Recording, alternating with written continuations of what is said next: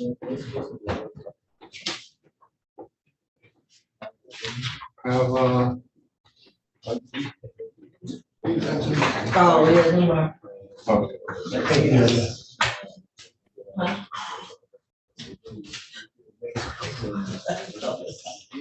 This little fan is helping me though.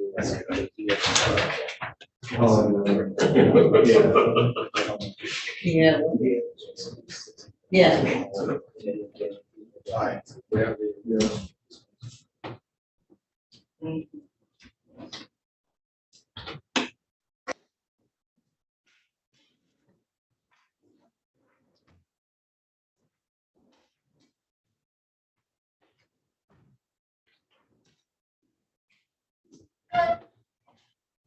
They still your pen, Judge? Need some stickies? I got these little tiny ones. Maybe some. Thank you. Wait. All right, 36th District Court, City of Detroit, State of Michigan is now assisted with Honorable Judge Ronald Giles presiding. You may proceed.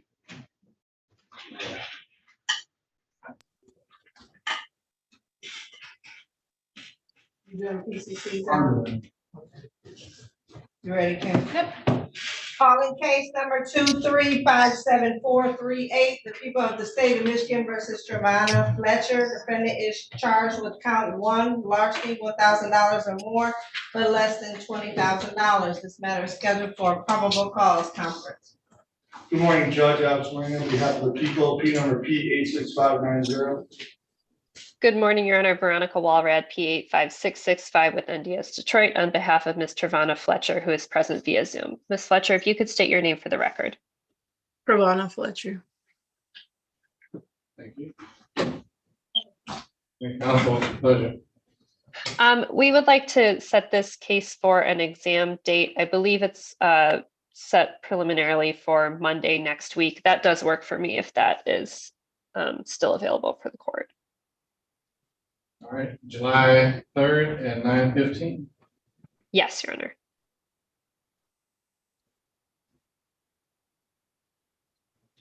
And for the prosecutor, I just wanted to check that discovery has been sent in this case. My assumption is that it is where I can't see it yet, but I would just ask if you could resend that or make sure that it has been sent. I will, checking out my records right now to see what I sent to you. All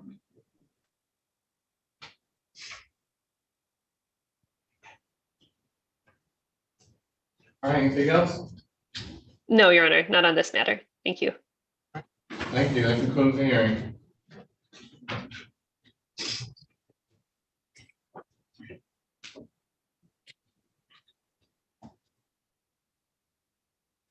Oh, I think she's.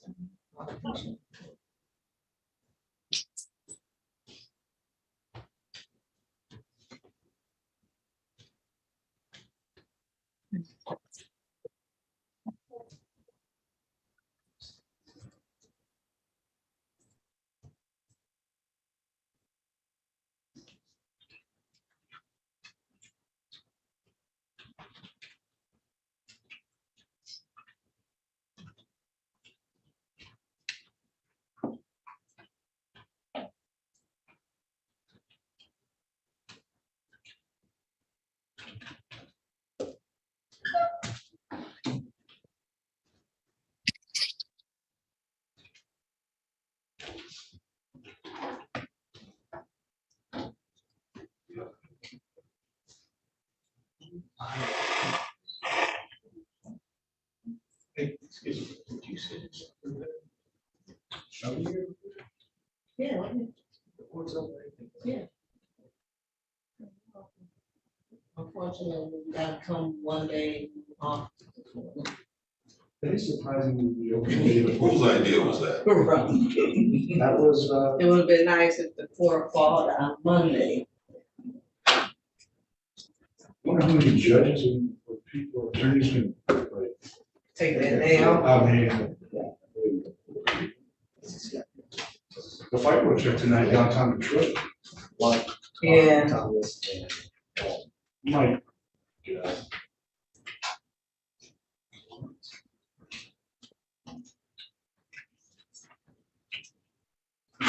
Yeah, cooking lunch tournament this weekend.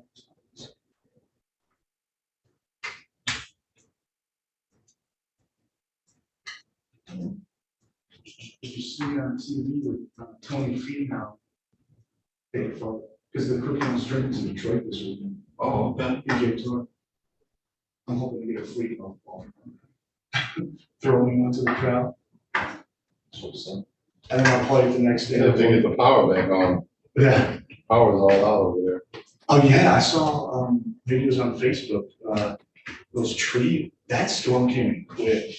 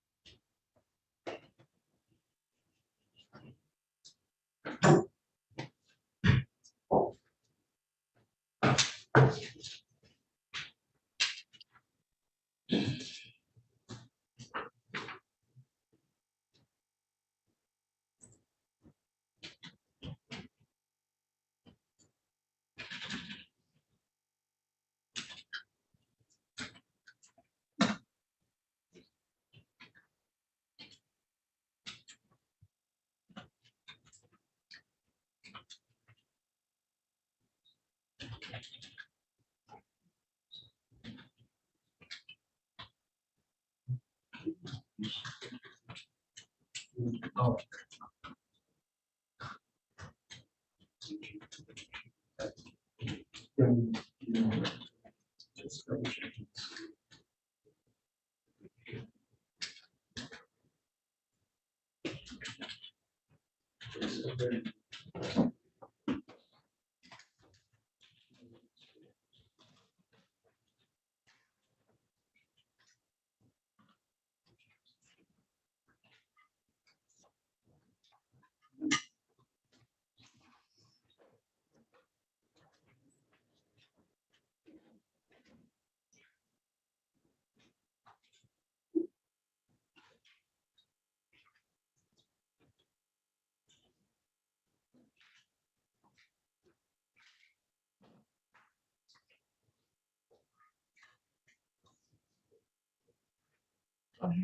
yeah.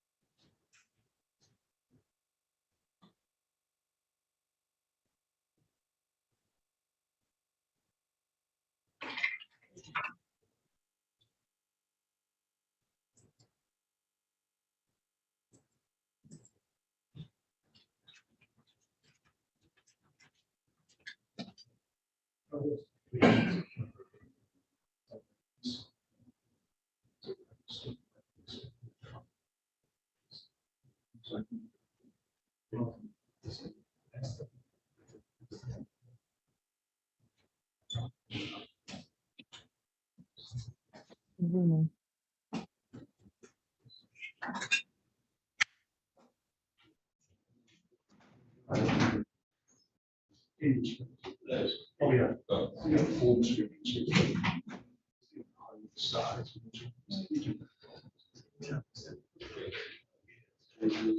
For the one we did, 9:50. You know, last week, changed it.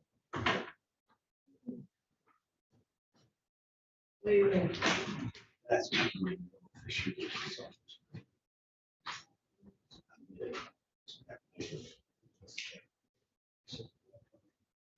No,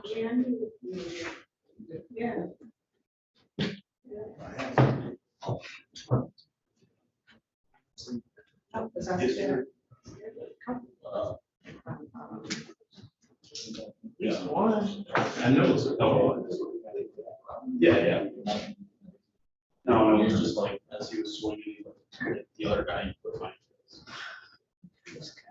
How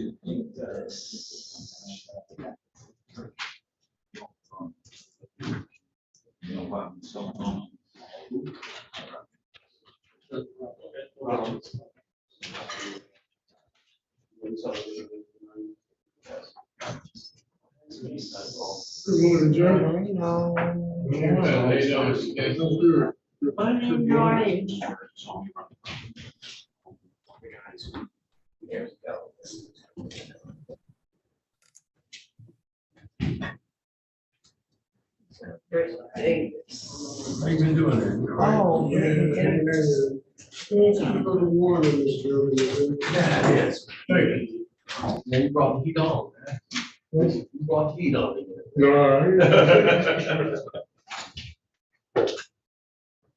That's what you're achieving to.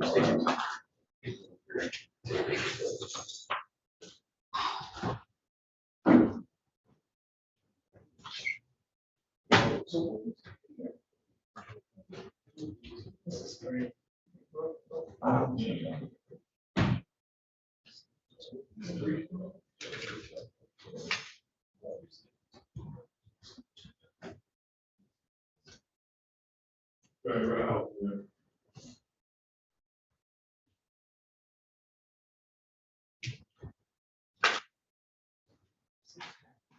Oh, okay.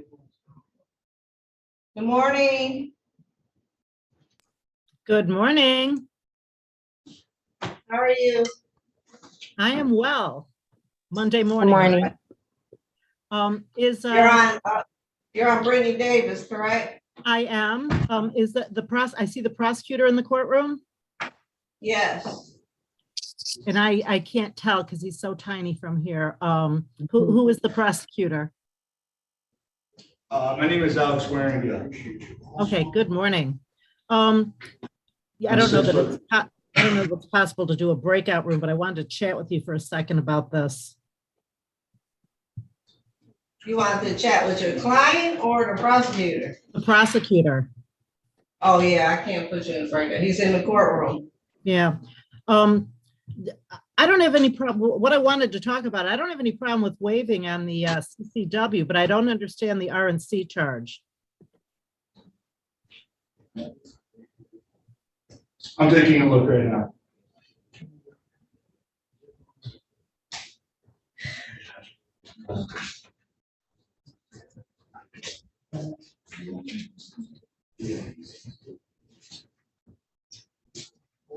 This man got nothing. Your client's Brittany Davis. Yes, she's a passenger in a vehicle that had been reported stolen months earlier. Nothing that indicates that she has any knowledge of the history of that vehicle. I don't know if we need to maybe just set it for exam with the notion that when we get to the exam, we may waive on that or waive on the gun, and prosecutor may consider dismissal of that R&C. Yeah, we can't do that here, so we'll just set an exam date. Okay.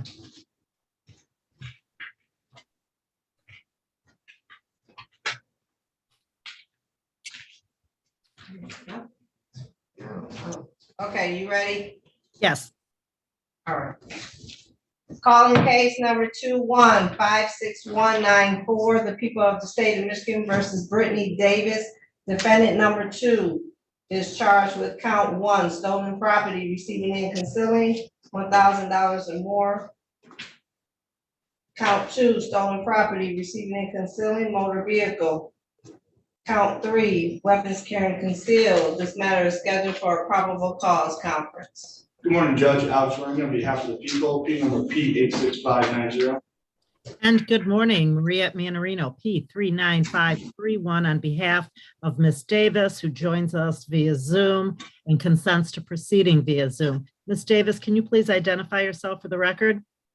Brittany Davis. Thank you. Send this matter for exam. Yes.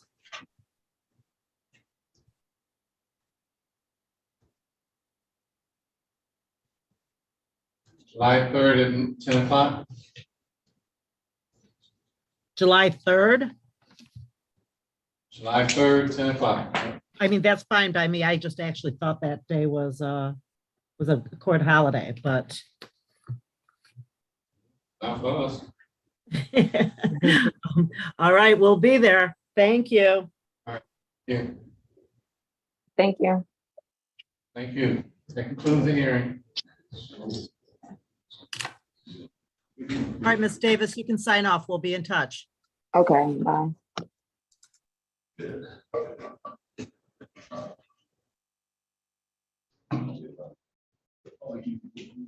Good morning. Anyone else need to check in?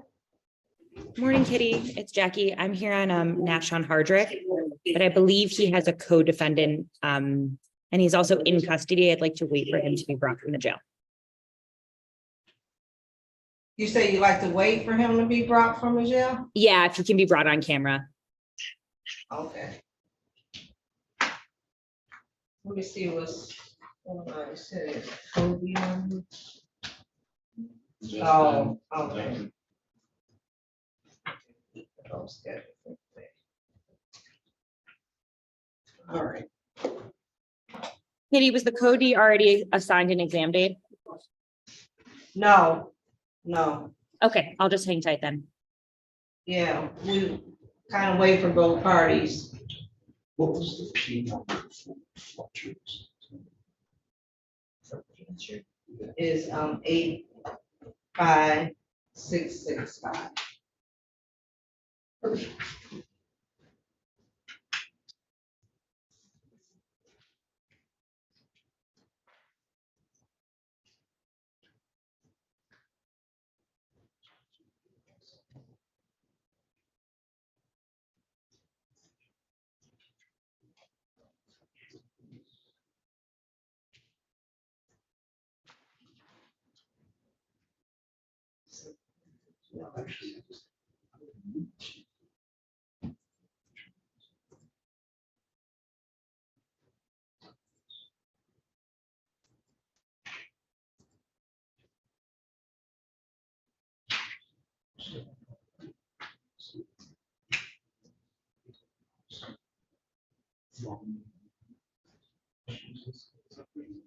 Yeah.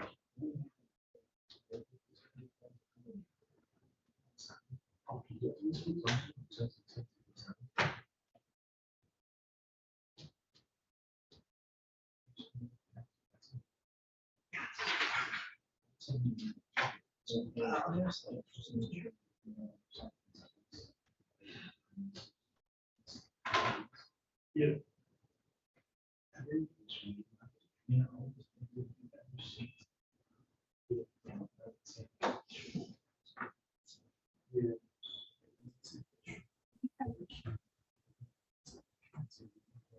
Good morning, Wayne County Jail. Hello, how you doing? Good. What is your name? Manfred Thomas. I'm sorry. Manfred Thomas. Oh, all right. Thank you. That is not my attorney. No, your attorney's not on yet. I just wanted to speak to my attorney. Okay, Thank you. you're welcome.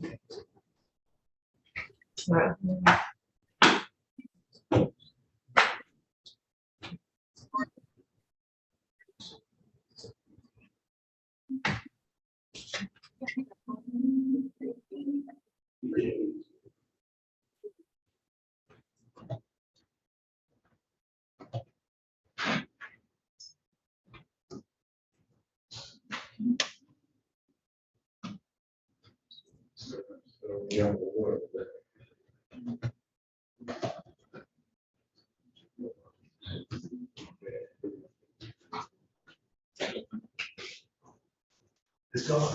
Down, you're just another. Oh, yeah.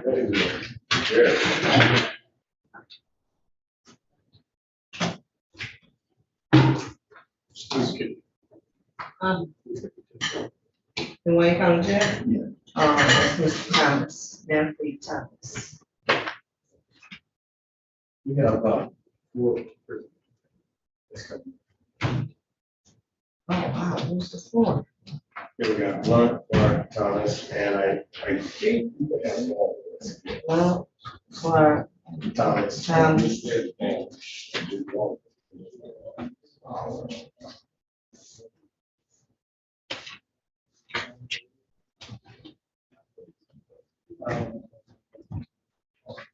Is there 9 o'clock here? Jake. You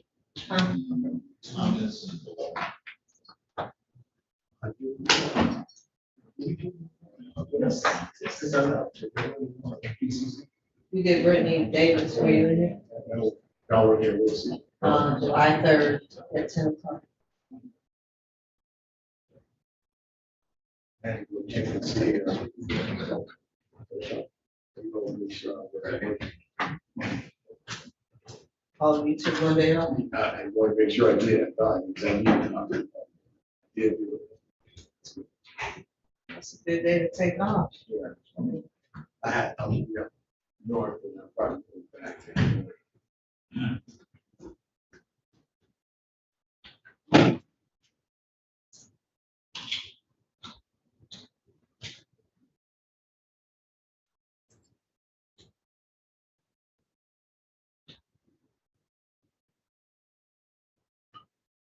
We'll say. Okay, cool.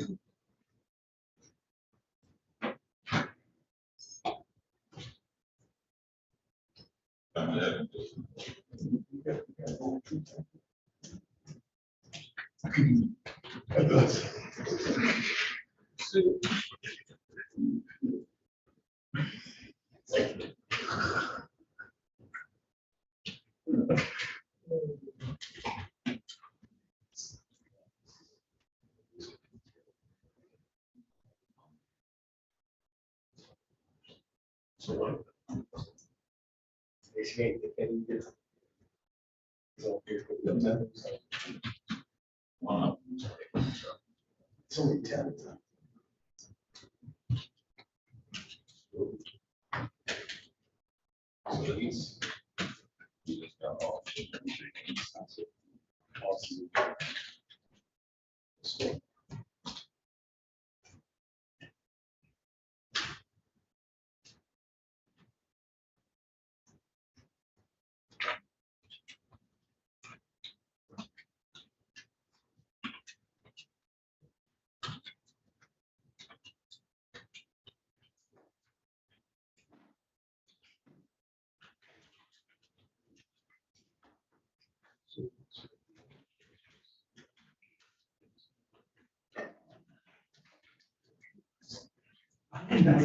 I cut the whole thing. No, I didn't. Ellen. Yes. Down.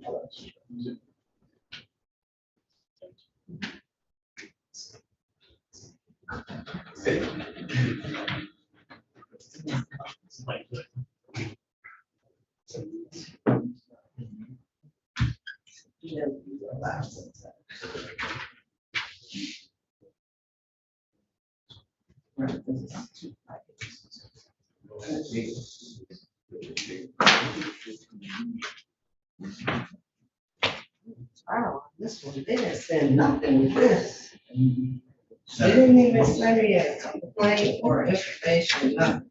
This is a written date. Code deed was found guilty. That's right.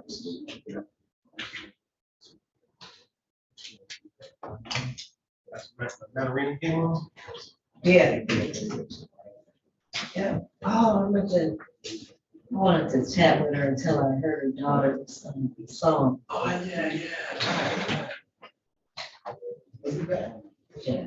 I was going to tell You gonna tell them thing that Tuesday. sound like something you No. But she had a nice. And like you said, all they can do is mix up.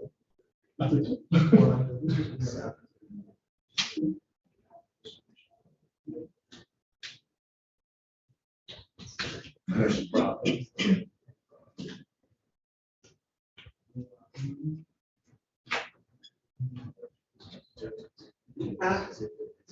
Yeah. You can't see it. Oh, he didn't know you were up there. Oh. You said he can't see. Yeah, I can't see. Oh, yeah. Oh, yeah, wow. I don't know, that might be a good thing, Judge. Right in front of you. You can't see. Most of those here. Look at it, one of those, I will see you.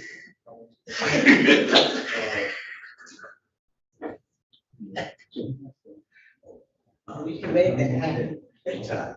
Huh? I didn't, what's that? Oh.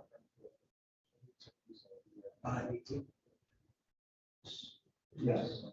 Yeah, you got that? Did you get that 414? I got two or two. You was talking about it. And I don't look at found. Oh, good. You was like, think, I don't know. Yeah, he's out. But I know that's your number, you was just talking about. And you know, I used to get four. I saw it. Well, did you watch the? But it came out straight. I was like, God, I gotta tell you. And Tina came on, just right, they used to play that game. Oh. So I'm glad I didn't do that. I mean, those numbers I saw, some kind of way, but I don't sleep. So you circled this, why'd you circle this thing? I think that's baseball. Is it?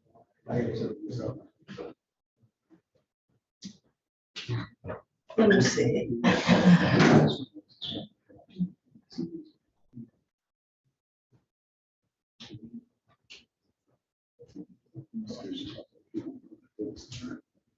Veronica, he still hasn't shown up, Mr. Irvin.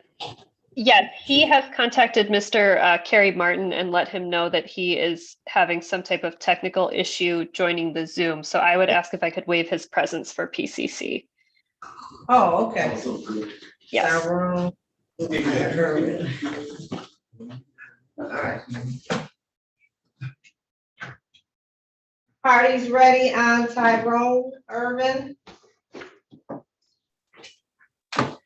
Calling case number 2357427, the people of the state of Michigan versus Tyrone Irvin. Defendant is charged with count 1, weapons carrying concealed, count 2, weapons firearms, possession by a felon, count 3, weapons felony firearm, habitual offender, second notice. This matter is scheduled for a probable cause conference. Good morning, Judge. Alex Spring on behalf of the people, P number P86590.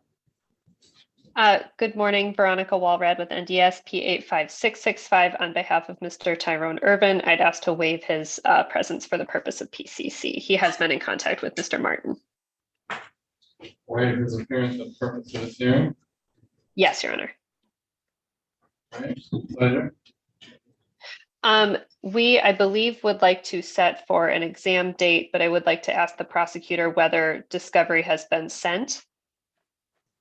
Discovery's been sent, but it was, as with your previous case too, was the generic neighborhood defender email. So now I know that you're the attorney on it, so I can send it directly to you. If you could send that to Kerry Martin, he's actually the attorney of record. He's just in trial this morning, but that would be great. Okay. Do you have this? Okay, my co-counsel has the information. I'm all set. Okay, thank you. July 3rd at 10:15. That I believe does not work, Your Honor. The 5th, the 6th, and the 7th next week, he has open.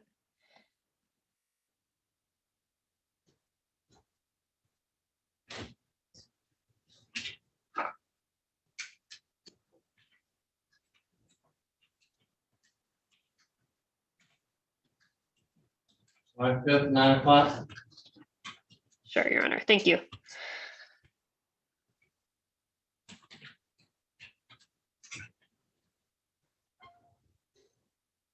I don't have anything further on this. Thank you to the All court. right. Thank you. Hearing. Yeah.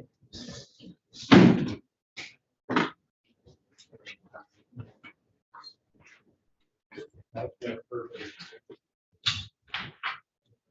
Yeah.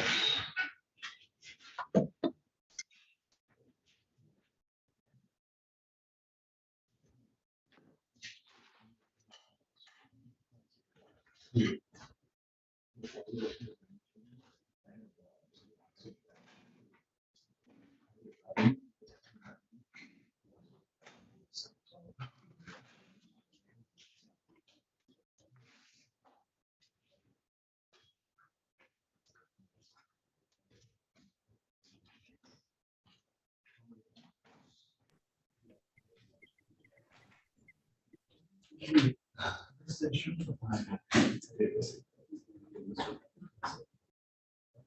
morning, Mr. Pope. Hey, good morning. How are you? Good, how are you? Hey, I'm good. Do you have a Javante Bowen? Devontae Bowen? No. No? Okay. All right, thank you. Have a great day. What'd you say, Judge? Sorry, I thought you saw his name on the document, but. That's all. Yeah, his name. I remember Mr. Pope's name, but. Yeah. His name.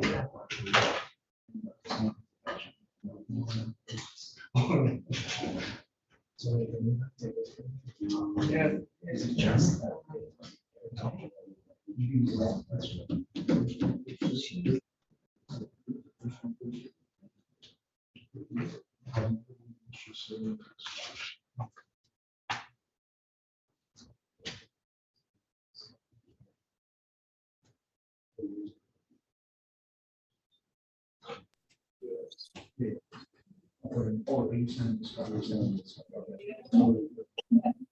Good morning, Ms. James.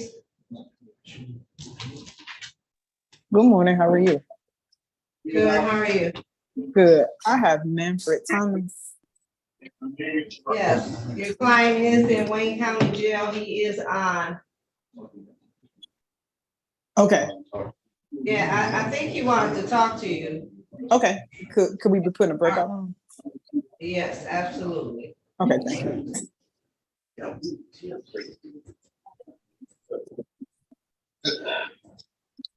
No,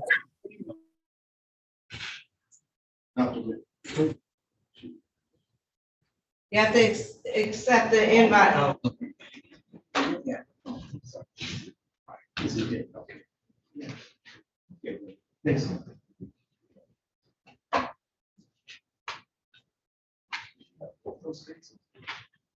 Yeah, it doesn't look like it.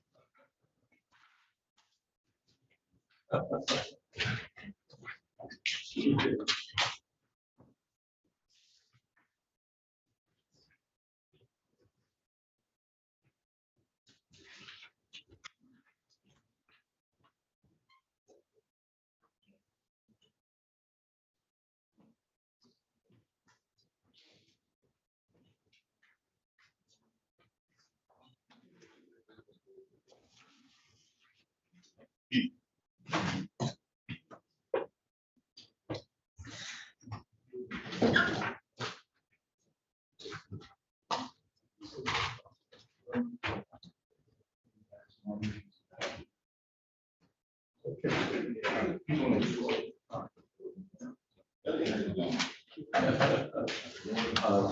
Yeah.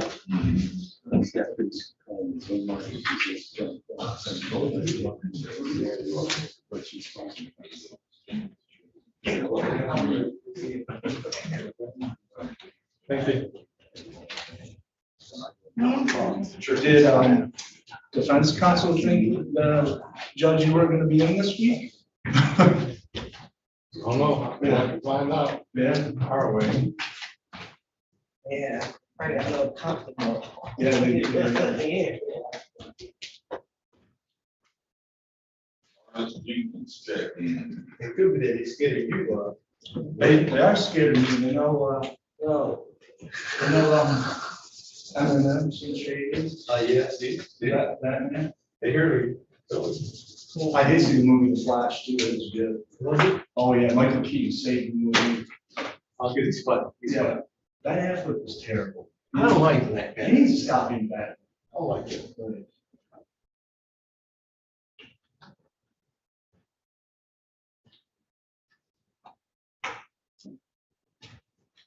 Oh, excuse me, Mr. Turkey, is he going to talk to his company? No. No, I'll call him up. They had. That's what I'm asking. Yeah, I told you that. Drink, I told you. Right, that's it. It's his turn. Because his attorney said they were walking. Yeah.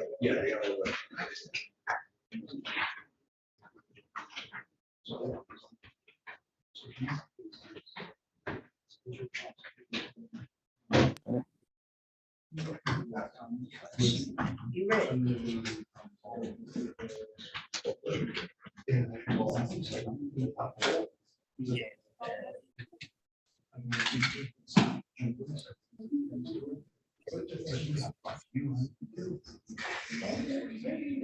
You ready, Ms. James?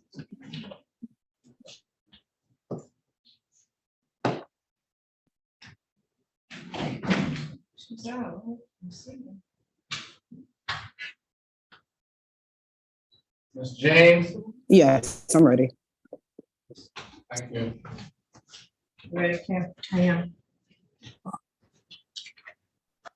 Calling case number 96-57937, the people of the state of Michigan versus Manfred Thomas. Defendant is charged with count 1, assault with a dangerous weapon, felonious assault, count 2, weapons felony firearm.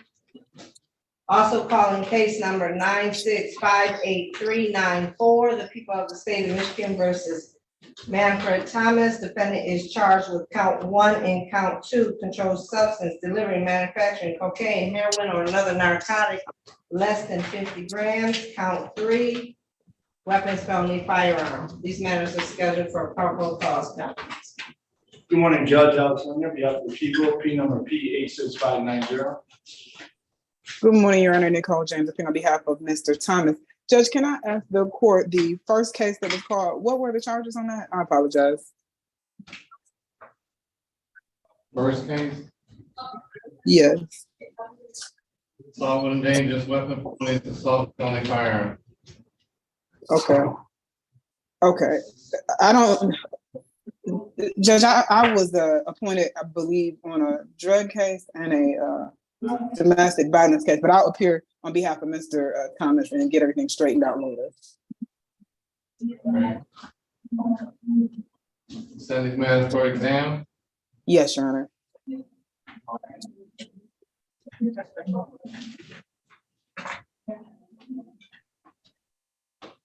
July 3rd, 10:15. Judge, I can't do the 3rd. That's not a good date.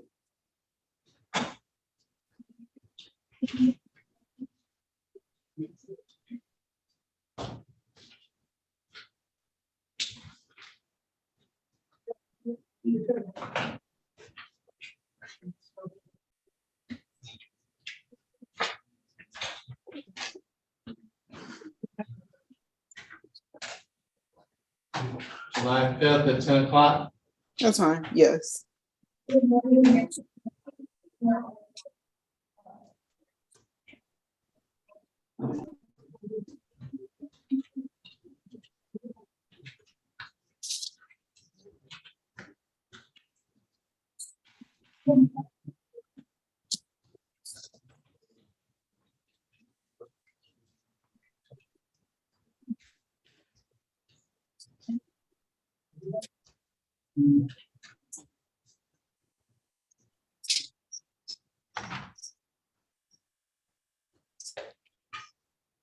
All right, anything else?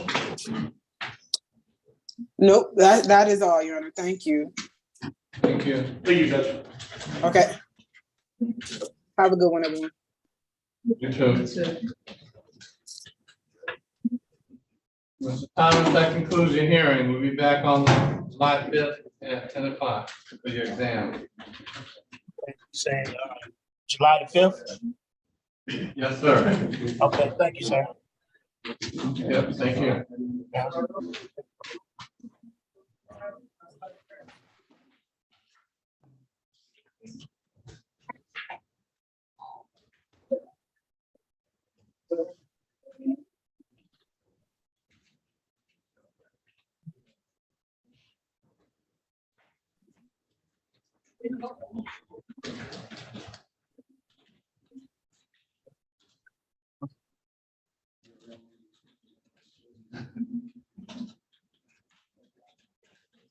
Not that.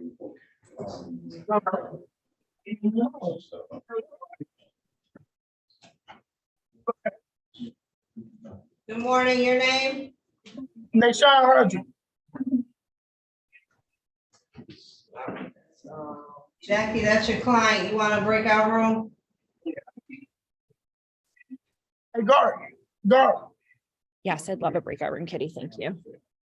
All right. Hey, Guard. You cut your tongue. Okay. Yeah, I can't hear you.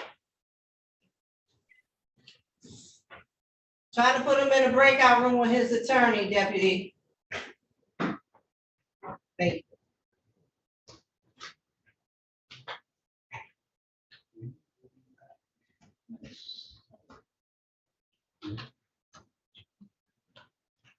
So much for parking. Huh?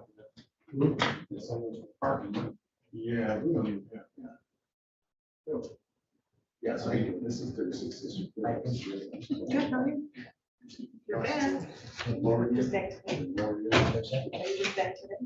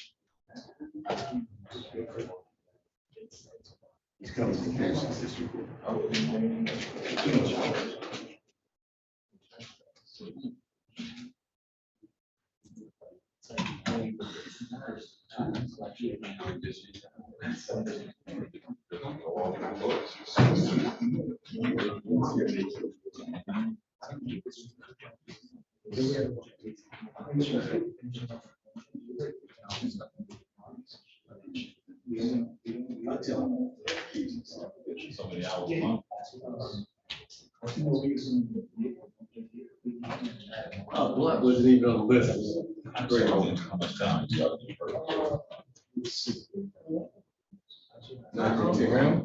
told him to bring it. I'm gonna call the transfer. That's true. I don't know. It just receives prison upstairs, man. I said, you have to.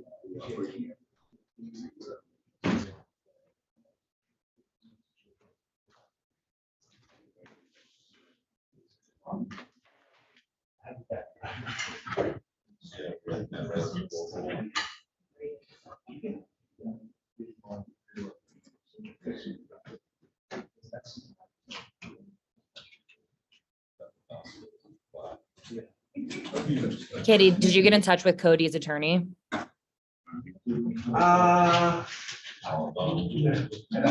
No, I'm getting ready to call him now. I think it's Mr. Dupree. If I can get his phone. I'm trying to. All right, there it is.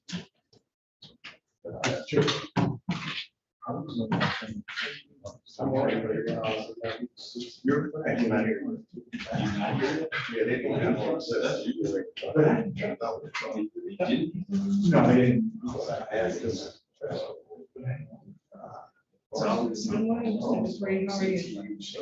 $8:30, probable cause for arrest on Justin Duncan.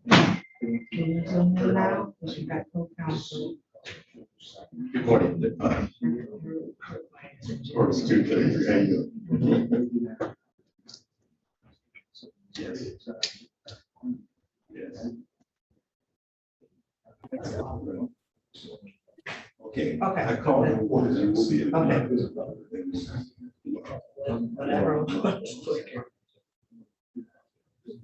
Okay. All right, thank you.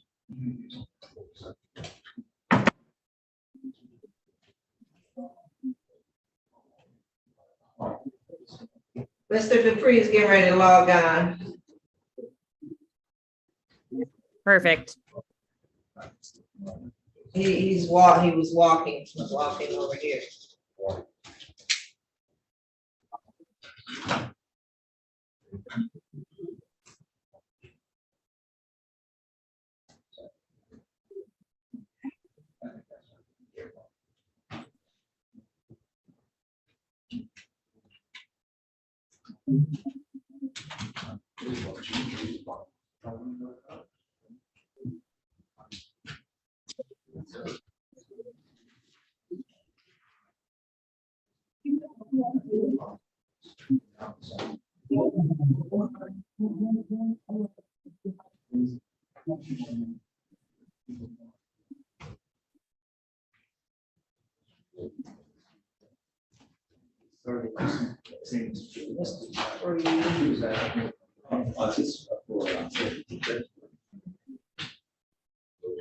Yeah.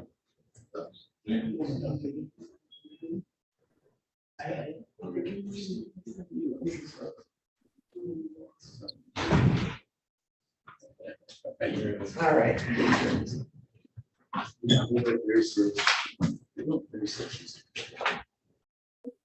You ready? Ready?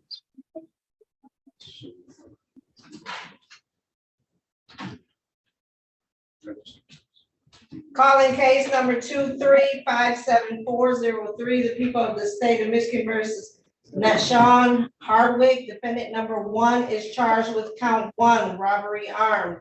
Count 2, robbery armed. Count 3, weapons felony firearm. Count 4, weapons felony firearm. The people of the state of Michigan versus Justin Duncan. Defendant number 2 is charged with count 1, robbery armed. Count 2, robbery armed. Count 3, count 4, weapons felony firearm. This matter is scheduled for a probable cause conference. Good morning, Judge Alex Marie, on behalf of the people, P number P86590. Good morning, Neighborhood Defender Service by Jackie Pilkowitz, P81653 on behalf of Nat Sean Hardrick, who is present on Zoom from the Wayne County Jail. And good morning. Sorry, Judge. 1 second, Mr. Hardwick, state your name for the record, please. Nation Hardrick. Thank you. Go ahead, Mr. Dupree. And Matthew Dupree, P80132, for the defendant, who I think is also in the Wayne County Jail, but I don't know if they have him on right now. Yeah. We don't have him on, and Mr. Dupree, I do my PCCs at 8:30. All right, I apologize, Your Honor. I expect at least a phone call if you're not gonna be here. I was getting ready to call and have you replaced. Understood, Judge. All right, thank you. You send these matters for exam? Yes, Your Honor, I'm also requesting digital discovery at this time. I will prepare an order for the court, send it over shortly. All right. And Your Honor, I'm unavailable next week. So the earliest exam date I could do is the 10th or the 11th. I apologize for the inconvenience. What's unavailable mean? You're on vacation or something, or what? I'm on vacation through the 5th, and then the 6th and the 7th, I could squeeze something in. Perhaps the afternoon of the 7th. I just have a lot of back-to-back hearings, but if I can try and make something work on the 6th or 7th.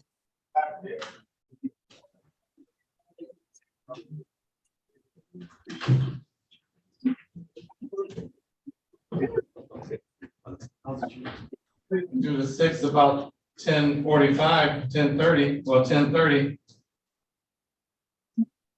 Judge, I'm booked down river on the 6th. Is there any chance it could be the 7th?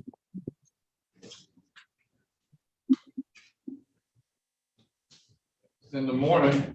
It's definitely gonna be in the afternoon.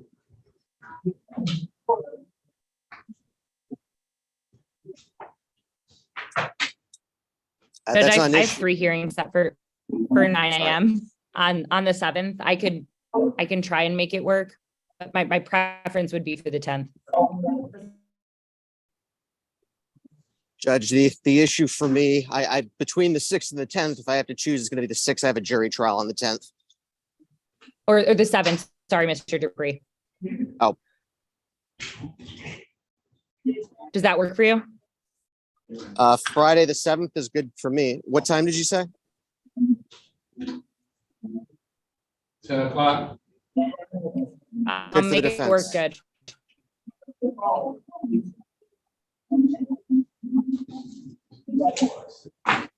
10:30 to make it easier. 10:30 would be better. All right.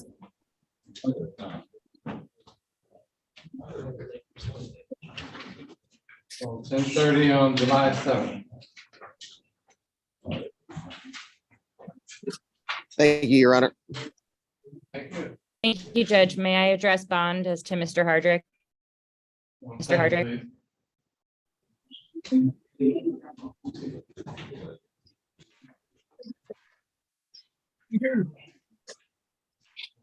One minute.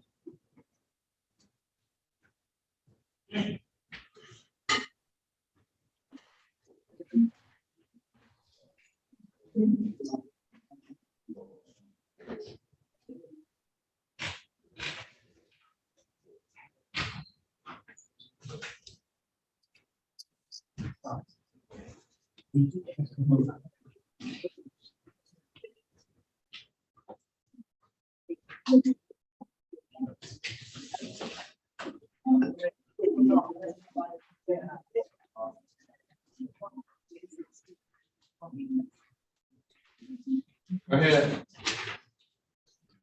Your Honor, I believe Mr. Hardrick's bond is currently set at 100,000 cash. I believe it is clearly excessive and unreasonable in this case, and I will explain why.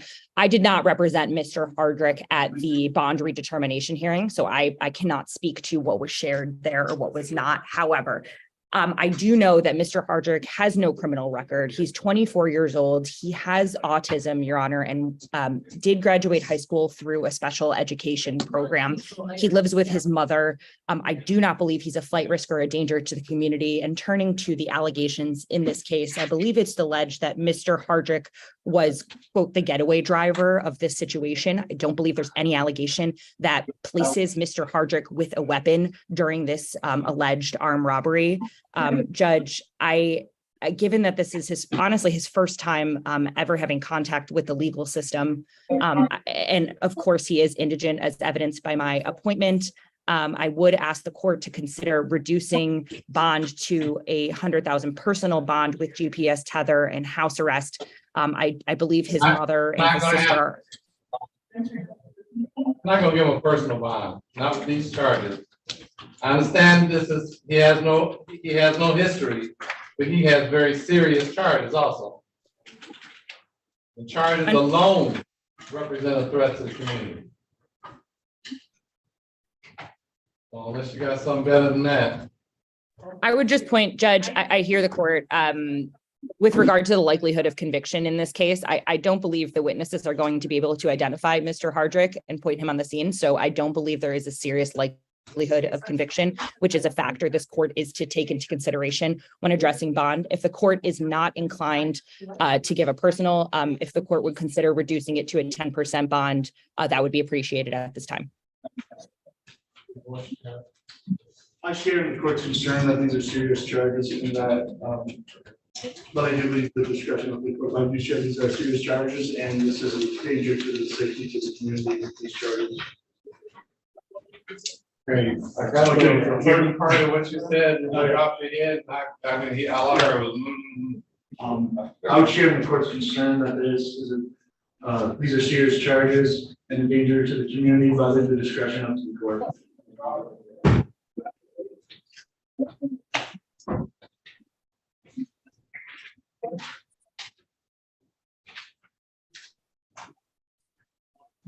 All right, we'll do for Mr. Harwick for the, I'll reduce it to 100,000, 10%. The GPS tether, he will be on house arrest. He makes bond. I will also refer this matter for a DSU report. Thank you, Your I can Honor. get some more. Judge, could I have my client referred for a DSU report as well? Yes, sir. Thank you, Your Honor. That's it? All right, yep. Nate Sean, your bond has been reduced to effectively 10,000. Okay, so I'm gonna, in a GPS tether, I'm gonna call your mom and try and get in touch with her and go to her house if needed That's why to I figure out said, what's going on. and Okay? it's cash or 10%. It's 100,000, 10%, which means does that make sense? Yeah, like, so I can get a bail bondsman, it can go lower. Yes, but all right, we're done with this hearing, okay? I'll come and see you. All right. Okay, You come to see me today? I'll come and see you tomorrow. All right. Thank you, Judge. You're welcome. Thank you.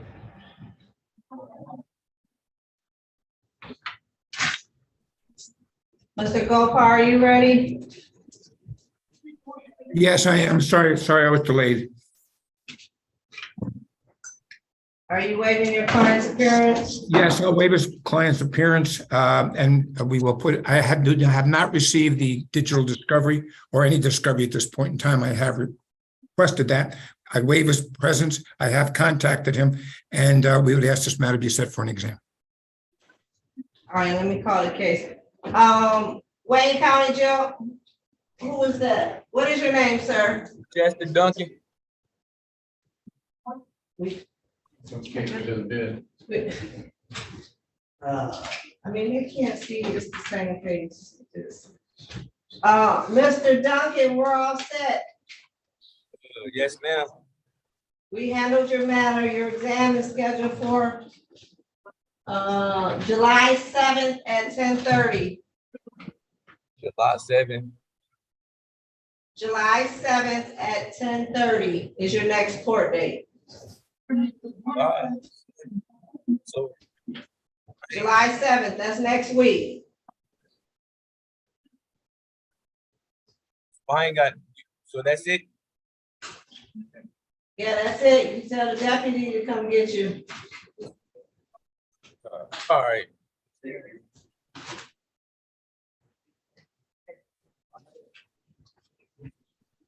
Oh, okay. You ready, Kim? Yep. Calling case number 2357432, the people of the state of Michigan versus Willie Caleb Reynolds. Defendant is charged with count 1, police officer assaulting, resisting, and obstructing. Count 2, weapons stolen with firearm. This matter is scheduled for a probable cause conference. Good morning, Judge. Alex Waring, on behalf of the people, P number P86590. Your Honor, John Goldpaw, P 30758 on behalf of Mr. Willie Caleb Reynolds. Your Honor, I have not had contact. However, I did send him information. We'd waive his presence and ask this matter be set for an exam. Waive his appearance for the purpose of this hearing. Set this matter for exam on July 3rd at 10:30. Your Honor, may I check that? Would July 6th be available, Your Honor?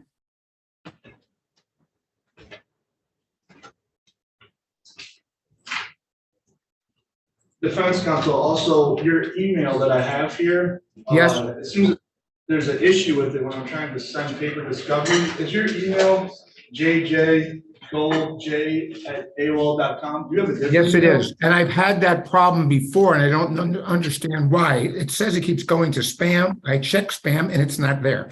So if you could send it directly, I would appreciate that. Yes. All right, July 6th at 9:15. That'll be fine, Your Honor. Thank you very much for your appreciation of that. All right. And I'm sorry, Mr. Prosecutor, what was your name again? Alex Waringa. Oh, Alex, okay, thank you. I just sent paper discovery again. Thank you very much, and if we have any problems, I'll get back to you. Okay. Thank you very much, Your Honor. Have a good holiday. Thank you.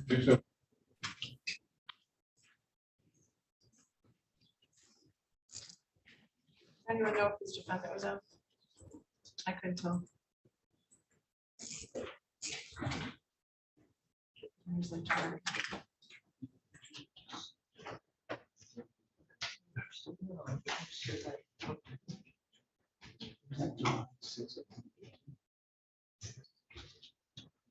July 6th at 9:50.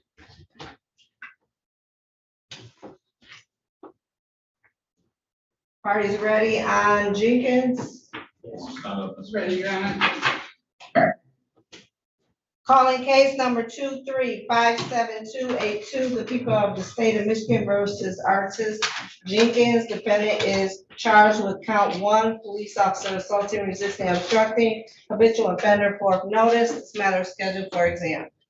Good morning, Your Honor. Ed and Book appearing on behalf of the people, P 86266. Good morning, Your Honor. May it please this honorable court, Allison Palmer, P 60236, appearing on behalf of Mr. Artis Jenkins, who's present to my right. Please take your name for the record. Thank you. People are ready to proceed, Your Honor. We're ready to proceed, Your Honor. I apologize for my slight tardiness, Mr. Chairman. I called, but didn't bring it. All right. Before I call my first witness, Your Honor, just a mutual order of sequestration of all witnesses. All witnesses testifying today at trial, anytime in the future, must leave the courtroom, Zoom, and our YouTube, or we deny that future testimony. Your Honor, also we have a preliminary matter. We have a video of the matter. I was not able to email it to Brother Counsel, but it's on my phone. I'd like to publish it or submit it to the court for hearing. I never received it ahead of time, but I watched it. It's a short clip, so I don't have any problem. That's better, put it on YouTube. YouTube. You have to be able to put it on Zoom. You'll have to, when it gets to that point, you have to zoom in and we'll play it through. You have to come on here.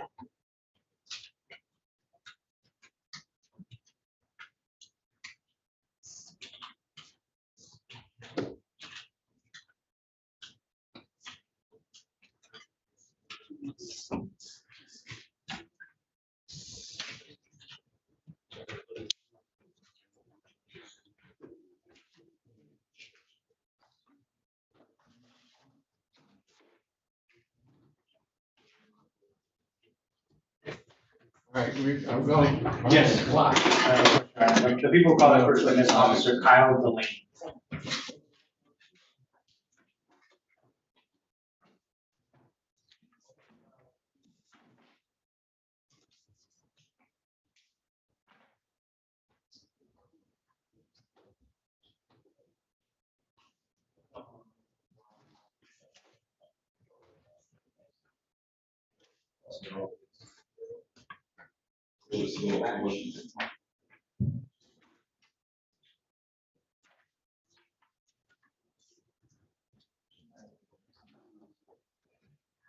Your Honor, if I may, the Officer Delaney is in the courtroom. There's a new recruit officer that's with him who's not a witness on this case, who would like to sit in the courtroom if that's okay. Just to observe. If you won't be testifying, Your Honor, I don't have a problem. Not a witness in this case. I believe it's just a new recruit fresh out of the academy. He was not with this officer. No, I don't believe so. I don't have a problem. Sure. Thank you, Judge.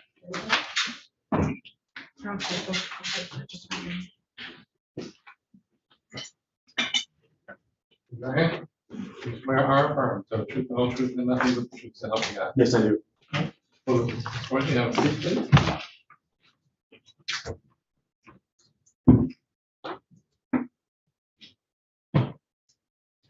Thank you, Judge. Sir, could you please state your name for the record one more time? Kyle Glenn Delaney. And Mr. Delaney, are you currently employed? Yes, I am. Where are you currently employed? Detroit Police Department. How long have you been with DPD? About 2.5 years. I had a 8-month gap when I resigned and then came back. Okay. I want to direct your attention back to June 5th of 2023. Were you in the location of 14271 Gratiot Avenue? I was. Is that in the city of Detroit, county of Wayne? Yes, it is. And on that date in that location, were you working? Yes, I was. Were you working alone or with a partner? By myself. Were you in uniform? Yes, I was. Were you in a scout car or were you on foot? Scout car. And I want to direct your attention to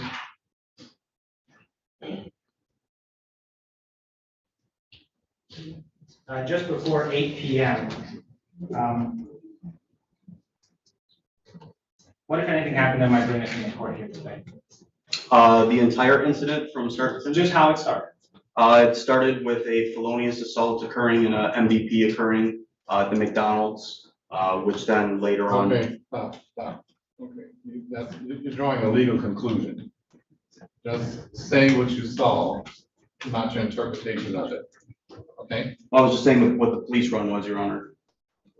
Well, that's not what you said. You say we got a police run for this. You said it started with that. Okay. That's meant drawing a legal conclusion. My fault, Your Honor. I'll ask a different question. So were you just patrolling in that area or did you respond to something? I responded to a police run. Okay, so when you show up at this location, you said earlier you were at McDonald's at that address, is that correct? Correct. Okay, so what's the first thing you see when you arrive for this police run? At the McDonald's, first thing I observed was a smashed, one of the doors were smashed open. Of the building of the McDonald's? Yes. Okay, so what do you do when you observe that? I go in, ensure that there weren't any serious injuries there, and then just started my investigation, finding out what had happened. Okay, so as you're conducting your investigation to find out what may have happened, what if anything happens? What happened, what I had heard was, it was basically a cross complaint. What did you see? What did you do? What I was told. No, tell me what you were told. Say what you were told. What did you, as you're conducting your investigation, what do you see? I see broken glass throughout McDonald's. I see people outside of McDonald's that seem flustered, they're yelling back and forth. And people inside McDonald's, it seems like they're trying to clean up, and that they're flustered as well. Okay, so how many people do you see outside of this McDonald's? At the time, probably about 6 people. Okay, and how many people are inside? Employees wise, I believe I probably saw 3 people behind the counter, another 2 trying to clean up. So as you're, don't tell me what anybody said, but as you're doing all of this in your investigation that you said, what, if anything, do you observe after you observe all these people? After I observed all of that? Yeah. Are you asking what I did? What did you do next? I started taking everyone's information and getting statements from them so that I could do a police report. Okay, and what happened after you took their information? After I took all their information and I got everyone's side of the story, I went to go give out the police report to all the individuals. Okay, did you do that? I did. Okay. What happened after that? After that, one of the people stated that somebody was trying to. No, please don't. I'll run the courtroom. Question and answer. Any of those people that you saw, that you interacted with, do you see anybody from your interactions that day in the courtroom here today? I do. Okay, could you please point to that person or persons and identify them by an article of clothing? Black coat over here. Thank you, Your Honor. May the record reflect that the witness identified the defendant, Mr. Jenkins? So, did you interact with Mr. Jenkins at all? I did. How did you interact with Mr. Jenkins? I tried to break up the fight that he was involved in. Okay, who was he involved in a fight with? It was 2 people from the McDonald's, one particularly that everyone was upset with, and they both ended up. Objection to the I'm gonna strike the last part. Just please, officer, what you saw. You can say what you heard as long as it's coming from the defendant. Anything else, you can't. Okay? You understand? Understand. Thank you. Did you hear Mr. Jenkins say anything? I don't recall. Okay, so, I'm sorry, so you said, how many people did you observe Mr. Jenkins fighting? In the ballpark of 15 to 20. So just a crowd of people Correct. versus Mr. Jenkins? No, Okay. Versus who? Mr. Jenkins and the large crowd against one or two people. Understood. Okay, so as this is going on, what do you do? I'm trying to disperse the crowd, break up the fight so that those one or two individuals that are getting swarmed by everyone else don't get seriously injured. And what happened while you're trying to break up that fight? While I was trying to break up that fight, I believe it was his elbow clipped my face. When you say his elbow, whose elbow? Mr. Jenkins' right elbow. Clipped your face? Yes, Where? on my left side of my face. What did you do when you felt that? When I felt that, I immediately tried to detain him. Okay. And did you detain him? I did eventually. What do you mean by that? He was still trying to fight, and I was trying to break up the fight, so I ended up having to take him to the ground so that I could detain him.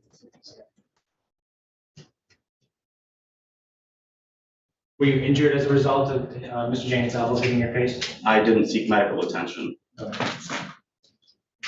And Your Honor, I have no further questions.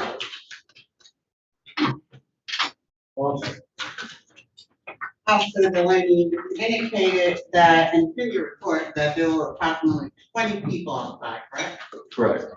And there's a melee, right? Yes. And everybody's fighting and pulling on one another, correct? Correct. And at some point in time, you came in the area of my client, correct? Correct. And when you came toward my client, there were several people beating him up, essentially.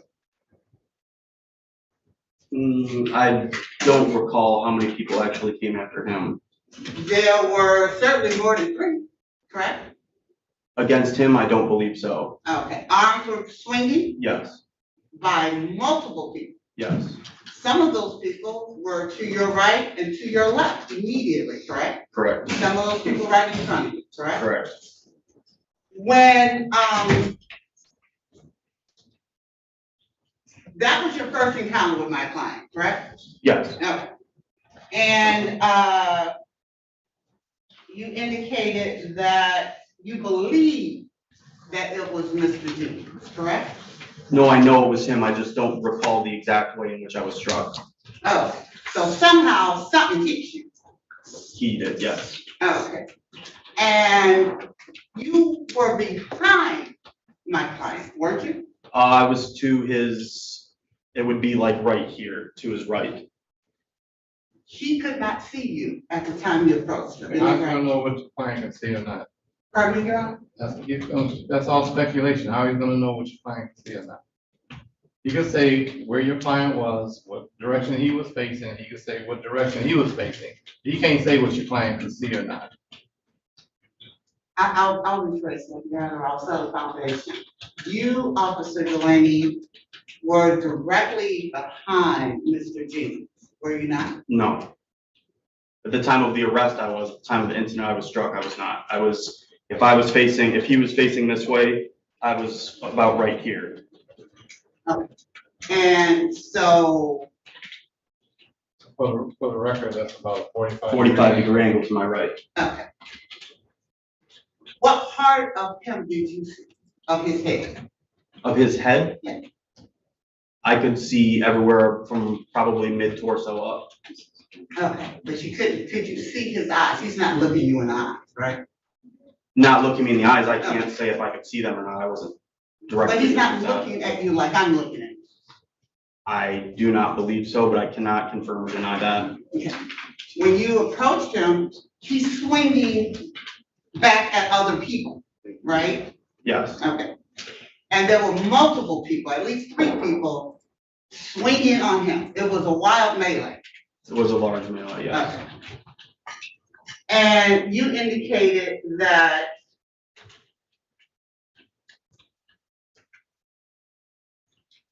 when all this was going on, he's still swinging. Correct. And that somehow, some part of you was struck. Yes, the left side of my face was struck. Thank you, and I have no. I don't redirect, Your Honor, thank you. I have a question. When you approach defendant and the other people who were hiding. Did you say anything? I was telling everyone to get back. I mean, did you announce your presence? You said police. I don't recall if I said police specifically.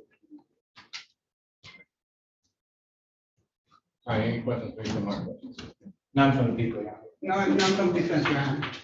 Thank you.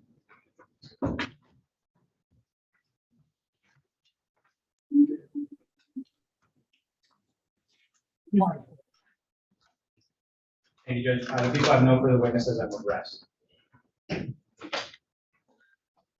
No defense, no witnesses, Your Honor, thank you. Here's the court. All right. Argument? Yes, I'm sorry, Your Honor, I didn't agree. Yeah, the people move for a bind over on count one in this case, Your Honor.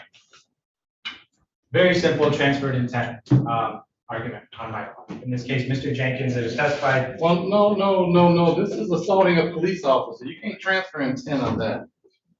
I would argue. You can't, let me finish. Okay, my fault.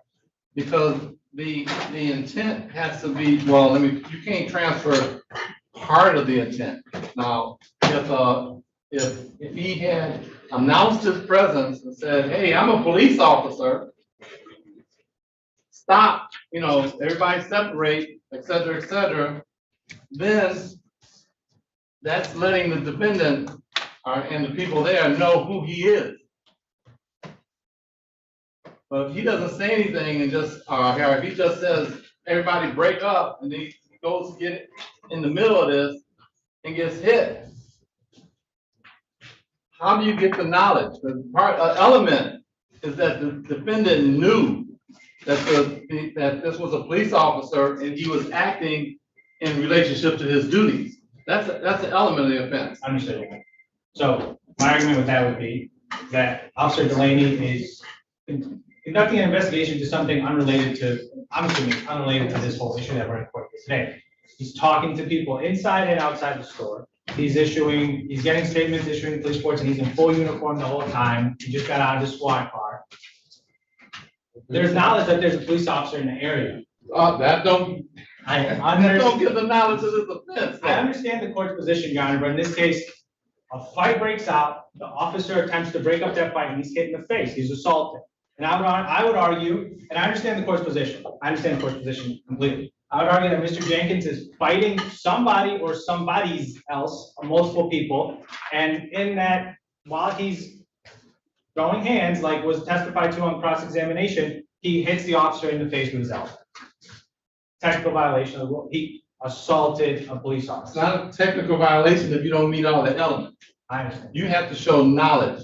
He has to know that this was an actual police officer that was trying to break this up. I understand. And I haven't heard that. That's the only problem I'm having. I understand.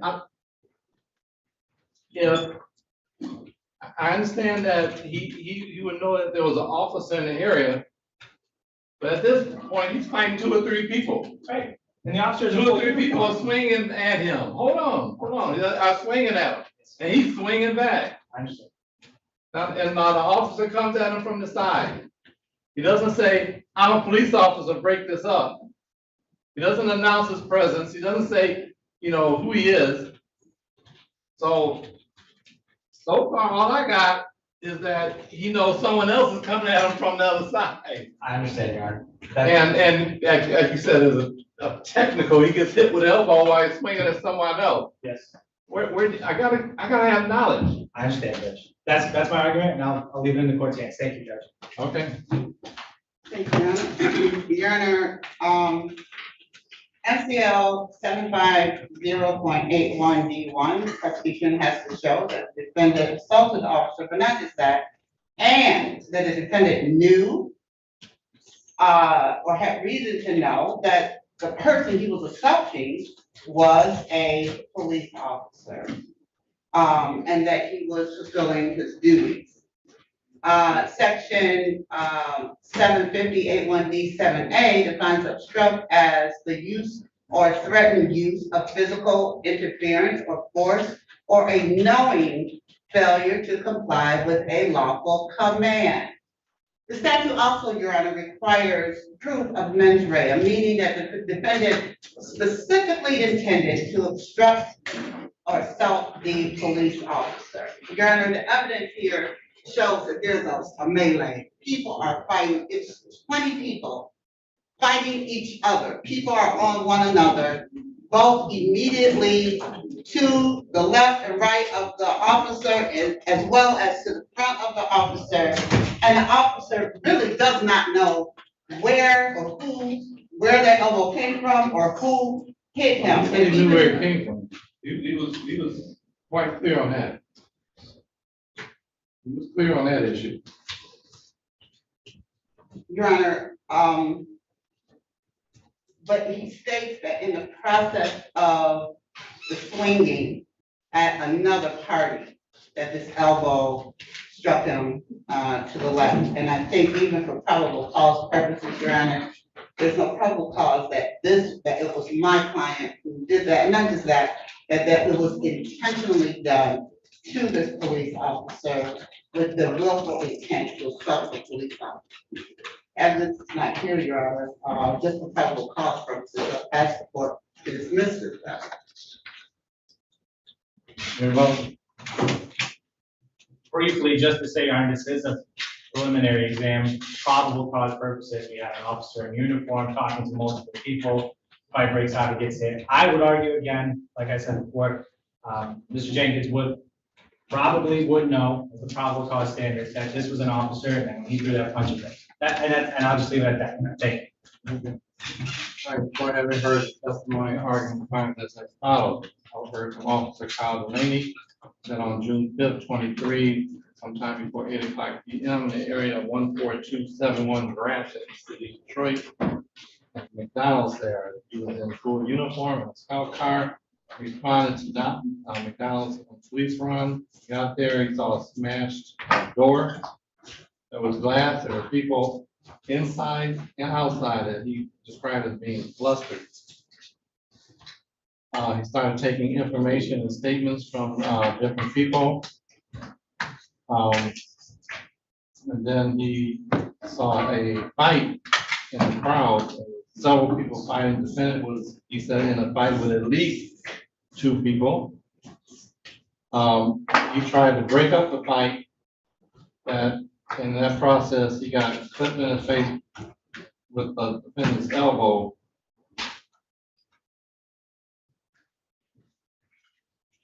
And he was to the right of the defendant at a 45-degree angle.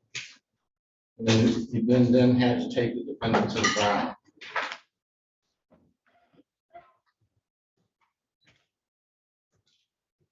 Okay. The charges here on assaulting, obstructing the defendant and wound resistant sexual code are in danger. The police officer who was in the act of performing, and he knew he was in the act of performing his duty. The fact that he got hit in the face during this fight, I mean, that's an assault, or at a minimum endangerment, at least for probable cause here. The issue I have was whether or not the defendant knew at the time this happened that that was a police officer, not just someone else in this group trying to come after him. And as far as the elbow is concerned, I have to say he didn't know. However, the officer also testified that he then had to further take him to the ground. At that point, the defendant knows who he's dealing with. So that's resisting. So at this point, the court's going to bind him over on that charge. Find that that felony did in fact occur in the city of Detroit. Probable cause is charged as defendant. Be bound over to Wayne County Circuit Court Criminal Division for arraignment on the information, which will be July 10th at 9 o'clock. Thank you. Thank you, Judge. Mr. James. Ms. James.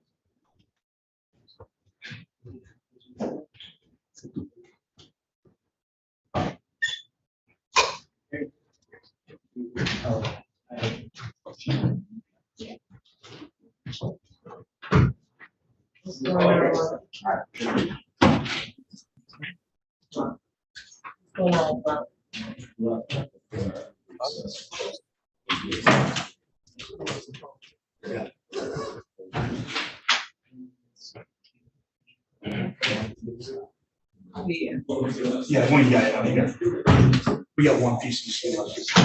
Yeah, I tried calling, turning in. One more across the street. They answered across the street. I called her too, she didn't answer. Excuse me, Madam Clerk. Yes, I'm sorry, yes, deputy. Yes, ma'am. Sorry to bother you. I'm just trying to figure out what was Justin Duncan's court date, Division 1A4. It's July 7th at 10:30.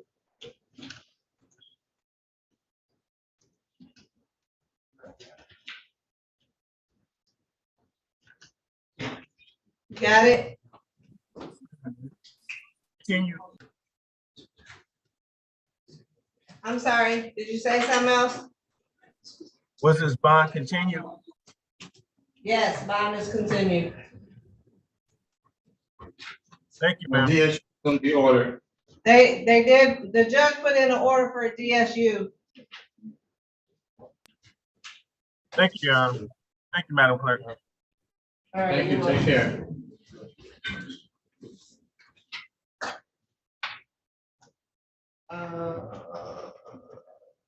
This is Clark, right? That's correct. Calling case number 22-60129, the people of the state of Michigan versus Michael Clark. Defendant is charged with count 1, robbery unarmed, habitual offender, second notice. This matter is scheduled for exam. Good morning, Your Honor. Adam Booker appearing on behalf of the people, P86266.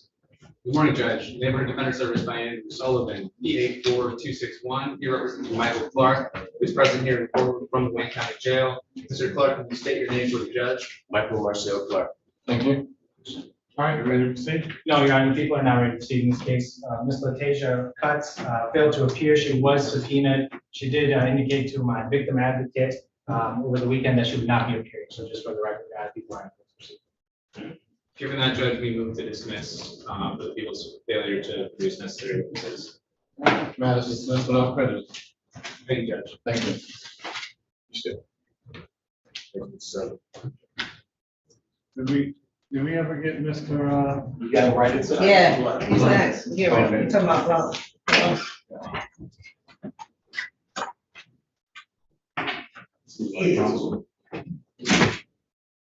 Okay. Well,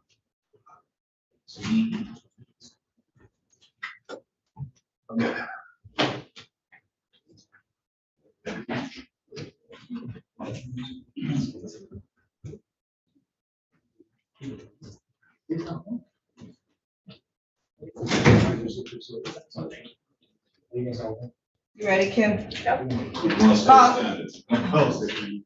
Calling case number 23-56405, the people of the state of Michigan versus Dorian Blunt. Defendant is charged with count 1, weapons carrying concealed. This matter is scheduled for exam.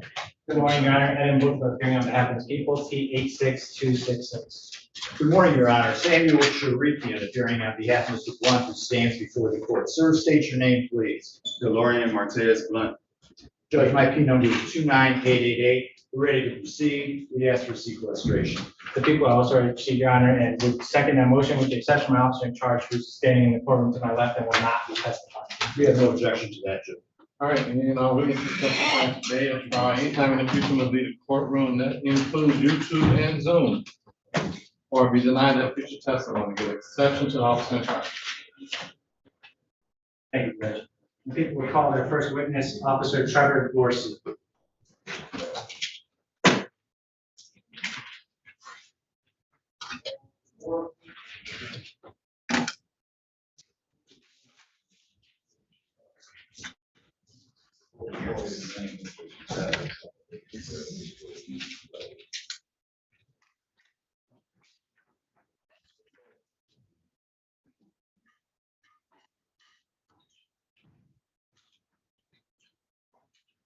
First name, True. T-R-E-V-O-R. Yep. Last name, Dorsey. D-O-R-S-E-Y. Yes. Okay. You swear or affirm to tell the truth, the whole truth, and nothing but the truth, so help you God. I swear. All right, put the door towards you, have a seat.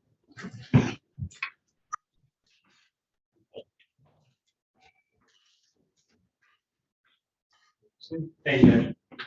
Sir, could you please state your name for the record? Yes, Trevor Dorsey. And Mr. Dorsey, are you currently employed? Yes. Where are you employed? Detroit Police Department. How long have you been with DPD? 3 years. I want to direct your attention back to April 12th of this year, 2023. Were you in the general location of Cherry Lawn Street and West 8 Mile Road? Yes. Is that in the city of Detroit, County of Wayne? Yes. And were you in a, strike that, I'm going to direct your attention to just around 11:30 PM that evening. Were you working in that location on that date at that time? Yes. Were you working alone or with a partner? I was a partner. What's your partner's name? Larico Webb. And were you in uniform? Yes. Were you on foot or were you in a patrol car? I was in a patrol car. Were you driving or in the passenger seat? Driving. So, what are you doing in that general area at that time in your patrol car? Just some routine patrolling the neighborhood. And what, if anything, happened while you're on routine patrol? I'm sorry? What, if anything, happened when you're on that routine patrol? Anything like what? Anything that might bring us into court here today? Oh, we gotta take action. Are you saying what happened if we? Let me ask you. Just around 11:30 PM, what are you doing in that location of Cherry Lawn Street and West 8 Mile Road? Oh, okay, we were just on patrol. What are you doing? What are you doing? Driving. Okay, and does anything happen while you're driving? Yes. What happens while you're driving? We see. Hold on, stop you right there. I'm sorry, yes. I see a male outside with a gun in his pocket. Okay, I missed all that. You said you see, I see a male outside with a gun in his right pocket. Where specifically do you see this man? He was on the street standing by a car. On the street, not on the sidewalk? Right. Okay, so are you driving in this thing, like your car is moving? Yes. Which direction are you heading? We were going, I was going southbound. Okay, and relative to you, when you see him, where is this man? Is he to your left, to your right, directly in front of you? This male was on the right side of the street. On the right side street? On the right side of the street. Oh, on the right side of the street. Okay. Right, yes. And so about how far away is he from you when you see him? When I see him, probably about not even two, maybe 5 feet, maybe. Okay. And what did you say? I'm sorry, when you saw him, what about him stood out to you? I saw his gun in his right pocket. How do you know you saw a gun in his right pocket, not something else? Because I saw the handle of the gun sticking out of his pocket, so I got his pocket. Okay, so what do you do when you see the gun in his pocket? I got the card, I asked him if he had a CPO. Okay, so that person that you interacted with, do you see them in the courtroom here today? Yes. Could you please point to them and identify them by an article of clothing? Just green outfit, dreads. Thank you, Your Honor. May the record reflect that the witness identified the defendant in this case, Mr. Blunt. record, so. Thank you, Your Honor. Okay, so you said you got a car and you go and you interact with him, correct? Correct. What do you say to him? I asked him if he had a CPO. Did he respond to you? No. Did he produce the CPL? No. So what do you do when he doesn't do anything of those things? When he does not produce CPL, he's detained so he can produce that. Okay. And so he didn't produce it. So did you detain him then at that point? Yes. Okay. And what if anything happened after you detained him? He never showed his CPL, he never produced CPL. He was placed under arrest. Okay. Did you search Mr. Blunt? Yes. Did you find anything when you searched him? No. Did you recover any firearms? Why are you leaving? Did you ever confirm your suspicion from what you saw in while you were driving your car? The firearm? Yes. Yes. Okay. How did you confirm your suspicion? I don't recall who recovered the firearm, but it was confirmed gun in his pocket. I believe my partner recovered the firearm. Did you ever see the firearm? Yes, Was it, what kind of gun was it? Was it a handgun, rifle, or what? my handgun. Thank you, Your Honor, I have no further questions. Manager. Officer Dorsey, how are you, sir? Great, how about you? Good, thank you. Officer Dorsey, on this particular day, it was 11:30 at night, correct? I don't recall what time it was, but it was at night, I guess. Okay. And so obviously it was dark, correct? Was my client, Mr. Blunt, under a street light? Under a street light? Yeah. I would, it was lit up. I wouldn't say under a street light, but it was lit up, yes. You talked about a car. There was a car in the street on Cherry Lawn? There's a car parked on the street when turning like this. And in fact, Mr. Blunt was on the curtilage, right next to the car, correct? He was standing by the car. Yeah. And in fact, you determined that he lived right there where he was standing at 20524 Cherry Lawn, correct? I'm sorry? You determined upon investigation that he resided right there at 20524 Cherry Lawn, correct? I don't recall his address. Okay. Did you Mirandize him? No. Did he blurt out, "This is my house right here"? No, don't recall. Did you bother to check to see if that was his house? Nope. What about the person in the car? Was there a person in the car? I don't recall. So you don't know if he was just standing by a car, or he was talking to somebody in the car, or there were 3 or 4 people in the car? I'm giving you choices here. Was there? I know he was standing by the car. Okay, but you don't remember anything else? No. Do you recall if there were people on the porch at Cherry Lawn? And I think it was a party going on, I believe. Okay, so there were a number of people in the area, correct? Yes. Did you get any names of any witnesses? No, sir. And you indicated you saw a gun sticking out of my client's pocket. Did, I don't want to interrupt the discussion here, Judge.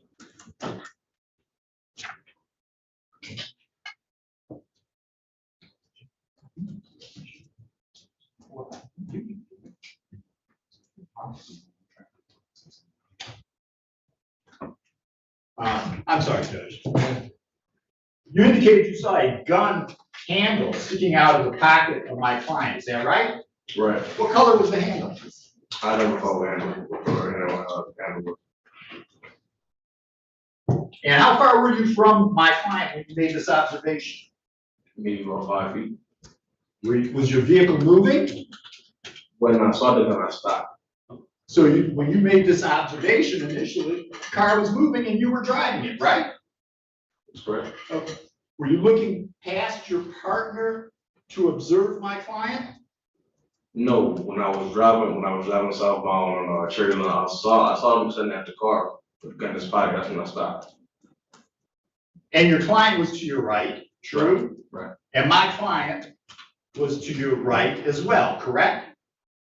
Right. Isn't that true? Didn't you just say a moment ago that the defendant was to your right? Right. Okay. What kind of clothing was my client wearing at that point? Was he wearing jeans, sweatpants? What was he wearing? I don't recall.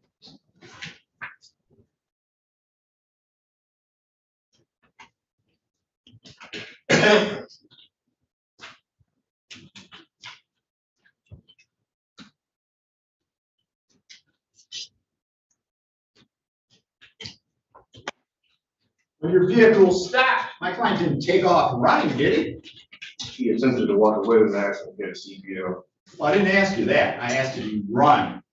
He attempted to walk away with an CPO. Okay, so he didn't run, he walked.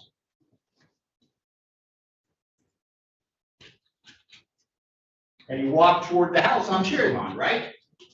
I don't know where he was walking. He was walking away from me. He was, I'm sorry, he was walking. I'm not sure where he was walking. He was walking away from me. Okay.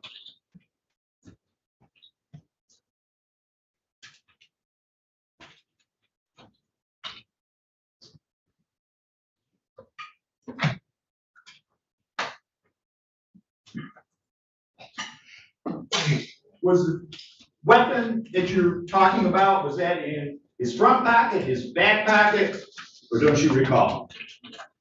The gun was in his front right pocket.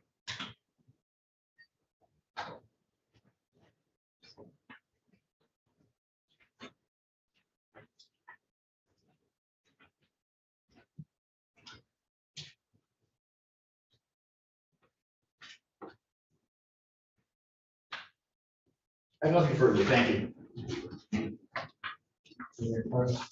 No redirect, Your Honor. Thank you. Mr. Dorsey, you said on direct examination, defendant, you didn't respond to the, to your question regarding CPL, correct? Right. So at that point, he was detained. Right. Right.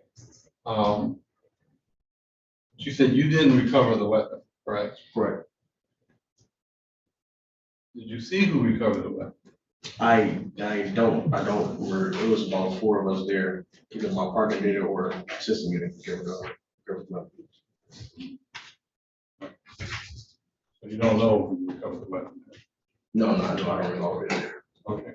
Any questions based on my questions? Just one quick question. Officer, you indicated that you were with your partner, and now you're telling us there was more than one partner. There were 2 other officers as well? Oh, yes. Okay, and who were they?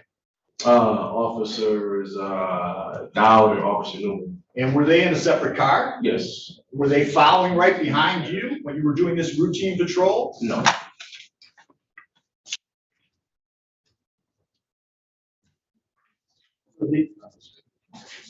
So you detained my client, somebody, you don't know which officer, retrieved a firearm.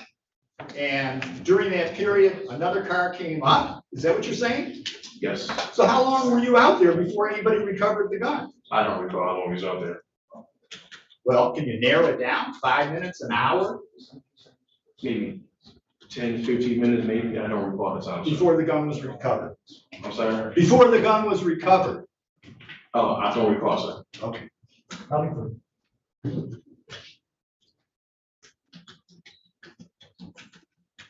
So that's Officer Dowd and Officer Newman? Officer, it can be Dowd, Officer, Brandon Newman, yes. Anything else? Nothing for this witness, Your Honor. All right, thank you. You can step down.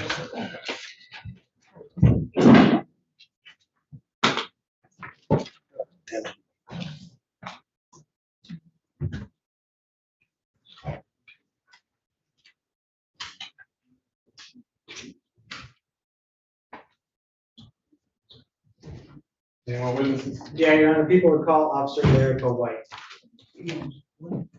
What's his first name? Larico, Larico. Lerico. Lerico.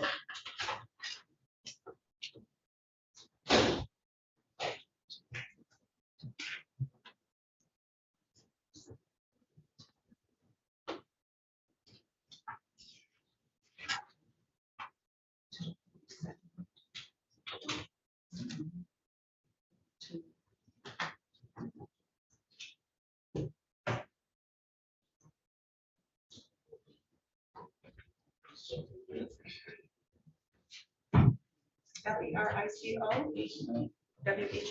Yes, like You swear or affirm to the truth, the whole truth, and nothing but the truth.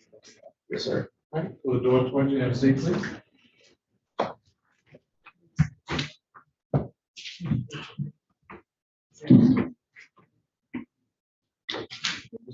Thank you, Judge. Sir, could you please state your name for the record? Officer Larico, right, sir. I was pronouncing it, sorry, I was pronouncing it incorrectly. I'm gonna, are you currently employed, sir? Is that my currently employed? Yes. Yes. Where are you currently employed? Detroit Police Department. So how long have you been with DPD? About a year and a half.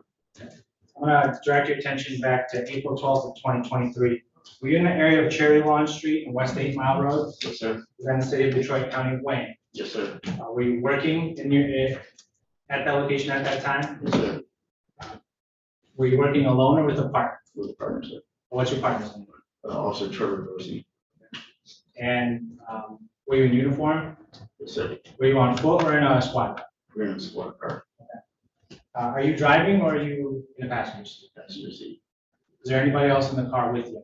Officer Trevor Dorsey. Just Officer Trevor Dorsey?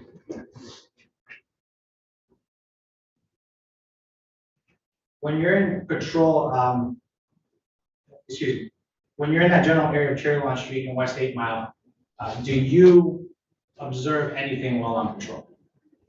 Yeah, people, cars, as usual. Okay, so I'm gonna direct your attention to the late evening of that day. Did anything stand out to you? As far as people I've seen, yeah, it was a larger group of people out there. Okay.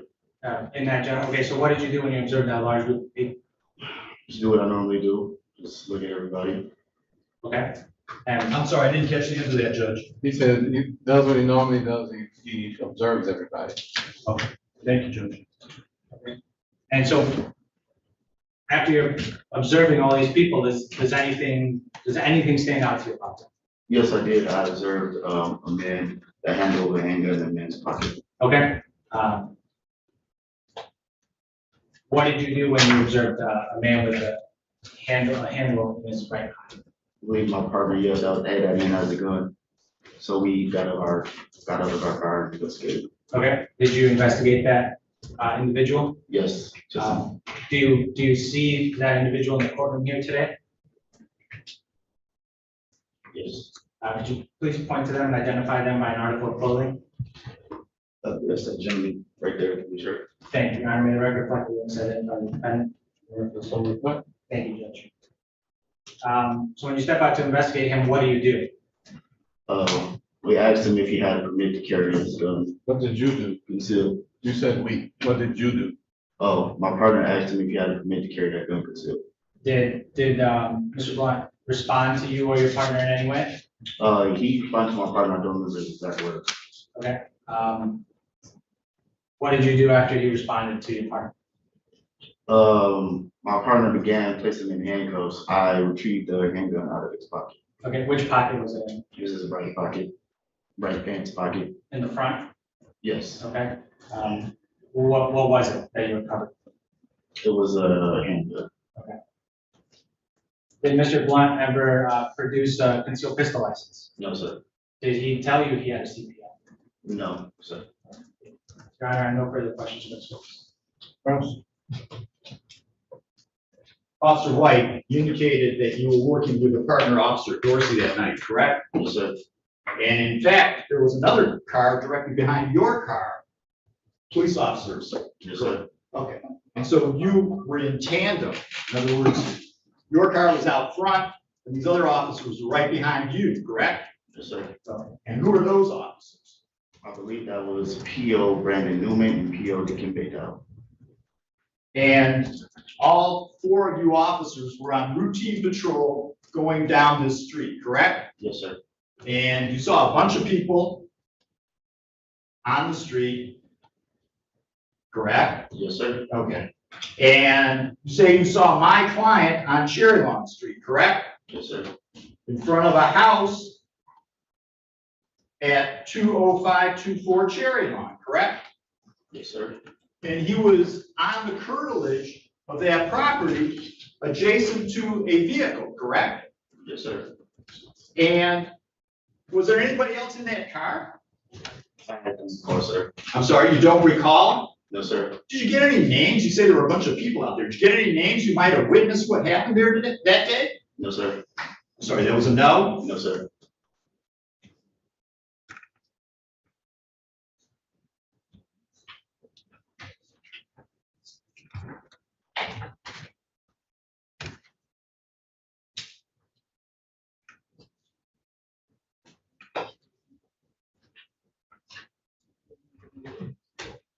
Do you recall what kind of clothing my client was wearing? By that, I mean, what kind of pants was he wearing? I don't recall his outfit that day, sir.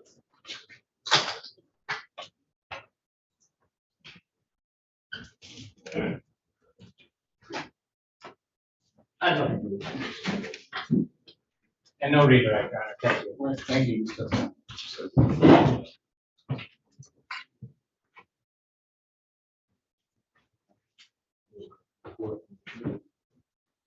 People have no further witnesses and would rest, Your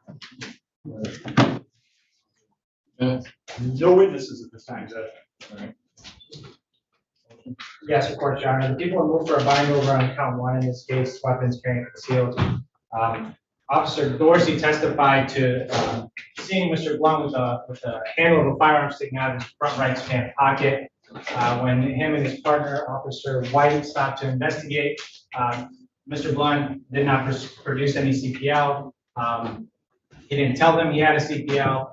So, Your Honor, the people moved for a bind over legally minded. Judge, I would object to the bind over. The second officer indicated upon my questioning that my client was out in front of 20524 Cherry Lawn, curtilage, which is an area that an individual can possess a gun, even if it is concealed. That is the address that is listed by the people as his address.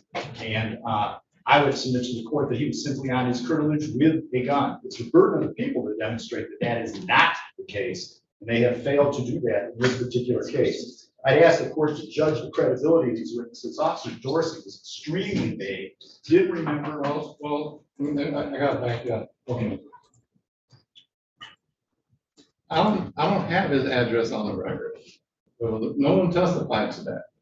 You asked the officer and he said he didn't know. All right, Judge, I will simply ask that the court allow me to recall one of the witnesses for that purpose. Which witness you will recall? Second witness is fine with me. I don't care, Judge. Dorsey already said he didn't know. Okay, so I guess we could better ask the second witness, the Officer White. All right, any objection? No objection, Your Honor. Oh. Need Officer White back.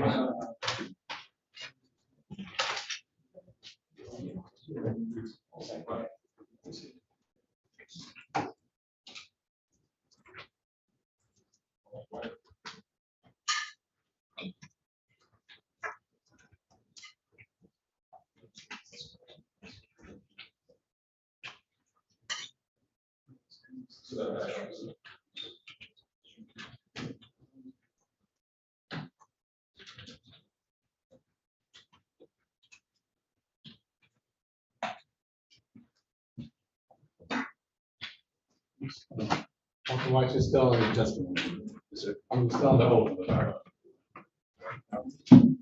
May I, Judge? Yes, sir. Officer White, when you arrested this individual, you determined that his address was at 20524 Cherry Lawn, correct? Yes, sir. Okay.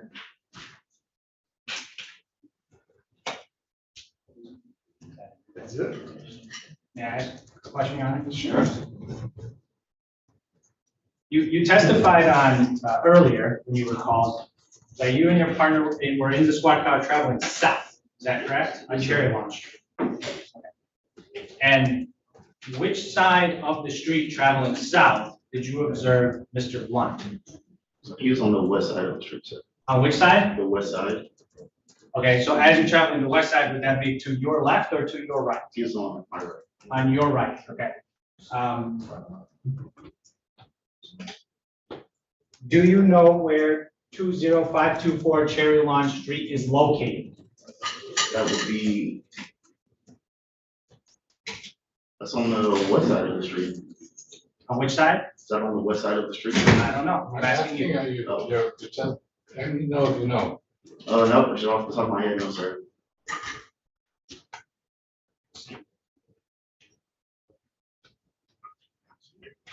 Was he?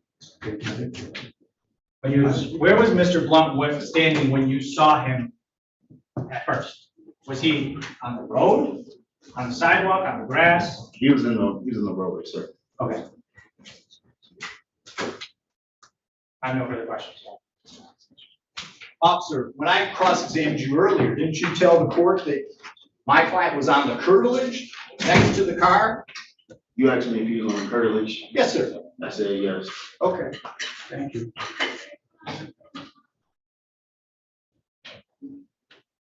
Anything else?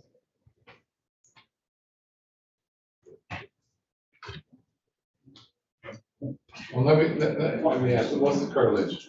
You said the curtilage to the car, so I thought you meant the surrounding area of the car, sir.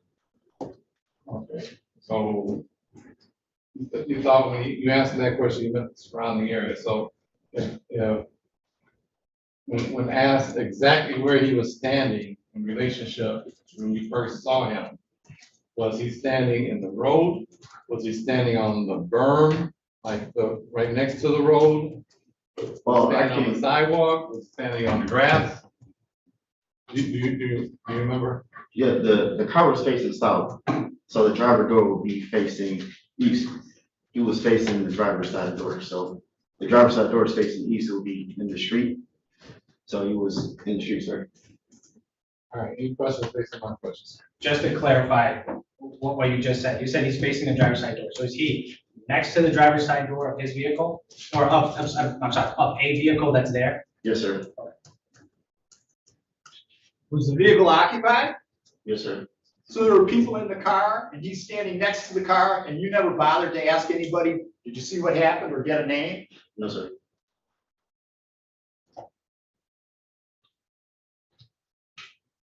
I have no further questions. Nothing further, Judge. Thank you, Mr. Dunn.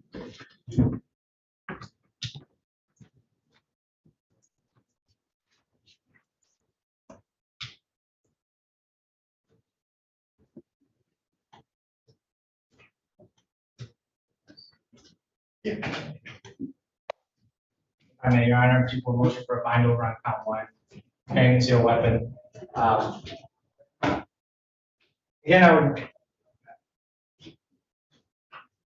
According to Officer White, Mr. Blunt standing in what I would argue would be about the middle of the road or, right there, right next to the driver's side door of a car. So any curtilage argument, I believe, goes right out the window. He testified to seeing a firearm in his right pocket. When they stop to investigate, Mr. Blunt doesn't produce a CPL. He doesn't verbally tell them, I have a valid CPL. So, Your Honor, I believe the people have met their burden in this case and would ask for a bind over. Judge, I would object to the bind over. First of all, obviously the court knows that the part of the duty of the court at this stage is to judge the credibility of witnesses. These witnesses are very vague in terms of how this all happened. And they do contradict one another. First of all, the first officer, Officer Dorsey, indicates that he and his partner were on routine patrol. They make the stop, they observe the gun, and then later on, the second car shows up, the second police car. The second officer, Officer White, indicates that they were working in tandem, that the two cars were patrolling together, and that there was no gap, as is testified to by Officer Dorsey. Second, Judge, the officer said, when I asked him, was my client standing on the curtilage of the cherry lawn address? He said, yes. It's only upon further questioning that he starts to backpedal on that, Judge, trying to get out of what he had already said to the court. I would submit to the court that what the court should focus on is the credibility of these witnesses. I think they have failed to demonstrate to this court by probable cause due to their questionable testimony, Judge. And therefore, I'm going to ask the court to dismiss this case at this time. No rebuttal. Thank you. Court, having heard a testimony and argument, I have as follows. First, heard from Officer Trevor Dorsey that on April 12th, 2023, approximately 11:30 p.m., the area of Cherry Lawn, 8 Mile City, Detroit, he was a patrol car driving, routine patrol. He saw a male who identified as a defendant with a gun in his right pocket. The man was on the street, approximately 5 feet away at this point. Stopped the vehicle, got out. He asked him if he had a CPL. Officer Dorsey said he didn't respond. He began to walk away from him. He was detained. And the firearm was, he said he then eventually saw a firearm.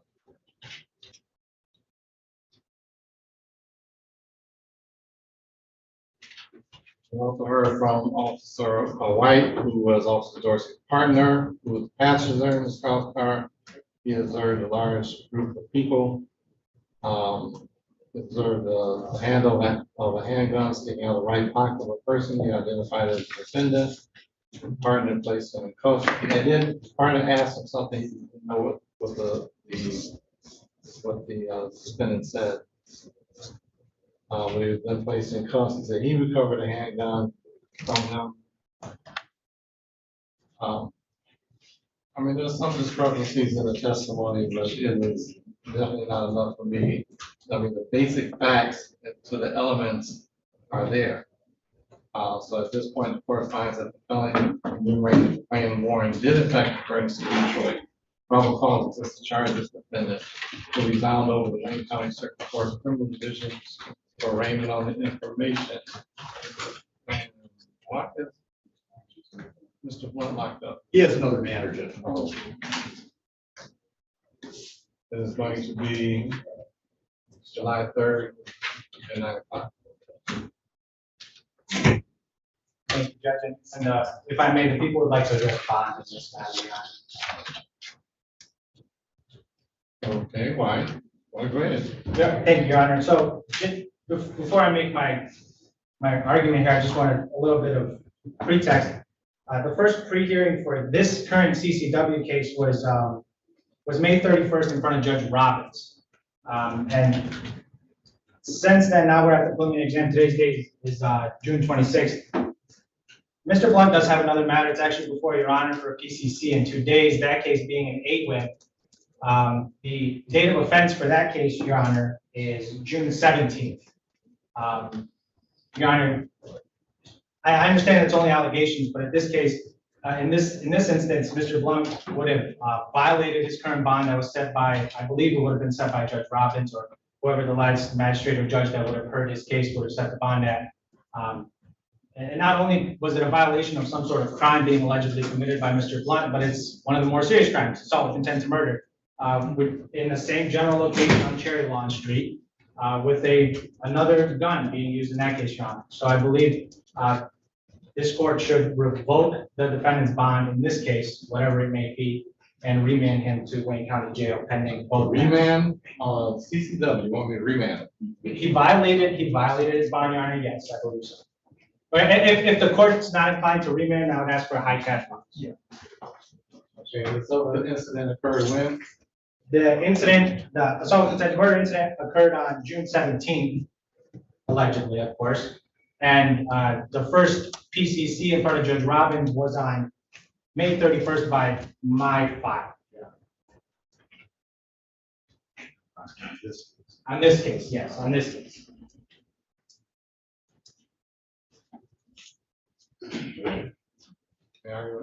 Yes, Judge, just briefly, whatever the bond is on the new case, and I'm not privy to that at this point, but whatever the bond is on the new case, Judge, I think is sufficient in terms of protecting the public. And I'd ask the court to simply continue this bond, or if the court sees fit to raise the bond, I'd ask for a minimal bond with a tether requirement. What's the bond on the other? On that case, I believe it's one moment, or actually do have it here.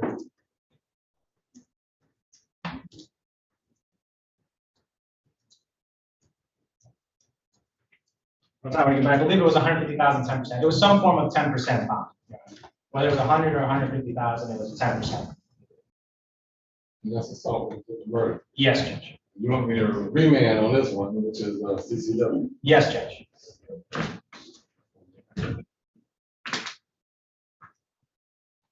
All right, well, I'm not changing the bond. I mean, he got the other case. It's more than enough to keep him in. I don't see it. Understood, Judge. Thank you. Very well, Judge. Thank you very much. Thank you. Okay, step this way, sir.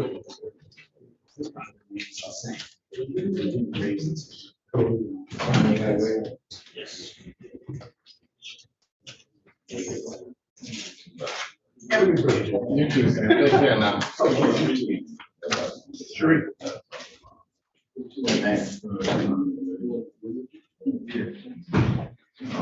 Okay, yeah, come on out.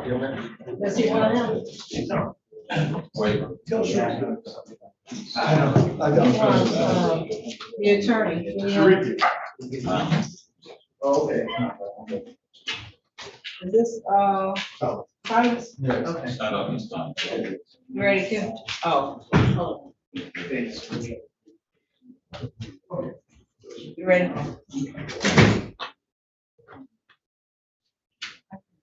Parties ready on Tyrone Thomas, calling case number 23-57290. The people of the state of Michigan versus Tyrone Thomas Jr. Defendant is charged with count 1, stolen property, receiving and concealing $20,000 or more. Count 2, weapons carrying concealed. Count 3, identity theft. Count 4, failure to stop at a scene of a personal injury accident. Count 5, weapons felony firearm. Matter scheduled for exam.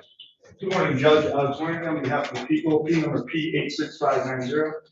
Good morning, Your Honor. Jonathan Simon, P35596, on behalf of Mr. Thomas, who stands to my right. Your Honor, today's the date and time set for preliminary examination. It's my understanding that people are ready to proceed. Mr. Thomas knows and understands his right to an examination, has executed a waiver, and I believe that the people do not object. We have no objection now. Mr. Thomas, can you state your name for the record? Thomas. Mr. Thomas, you understand that you have a statutory right to preliminary exam where the state must show by probable cause a crime was committed, and by probable cause you had something to do with committing it. You Yes, understand that, sir? You understand? Yes, sir. Anybody promise you anything or threaten you in any way to waive your right to preliminary exam? No, You waive your right freely and voluntarily after having an opportunity to talk to your attorney about it. yes, Your Honor. You sign the waiver of examination form. Yes. All right, Court will find you freely and voluntarily waive your right to preliminary exam as filed over the Wayne County Circuit Court Criminal Division for arraignment on the information, which will be July 3rd, 2023 at 9 o'clock a.m. Thank you, Judge. Thank you,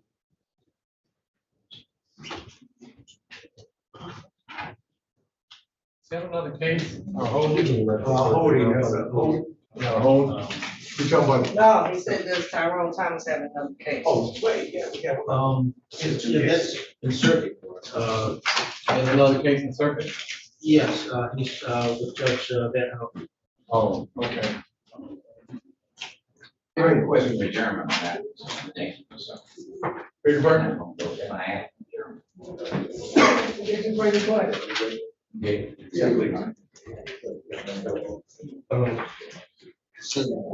Sorry. Attorney Simon.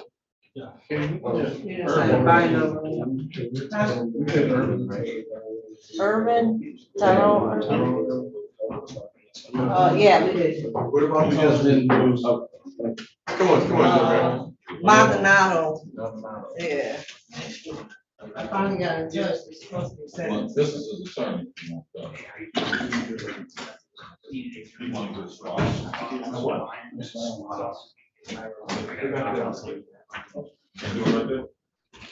May I approach, Judge? Yes, sir. Briefly.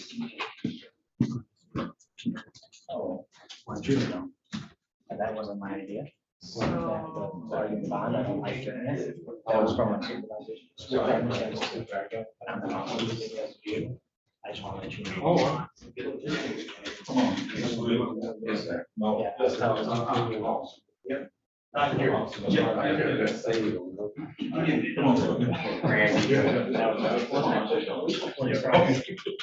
Overcover time. I know, exactly. I don't really. And then you find out halfway through. But in case, I appreciate your patience. Yes. So thank you.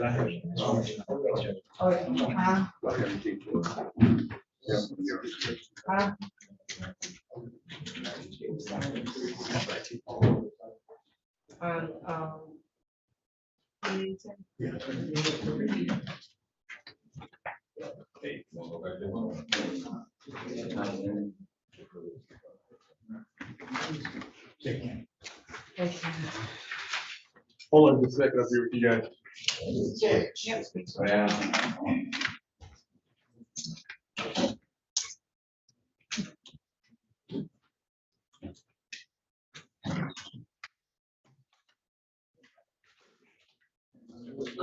Yeah.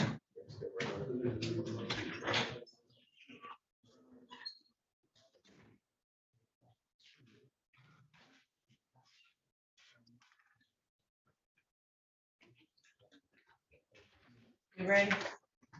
Ready. Kim, you ready? Yeah.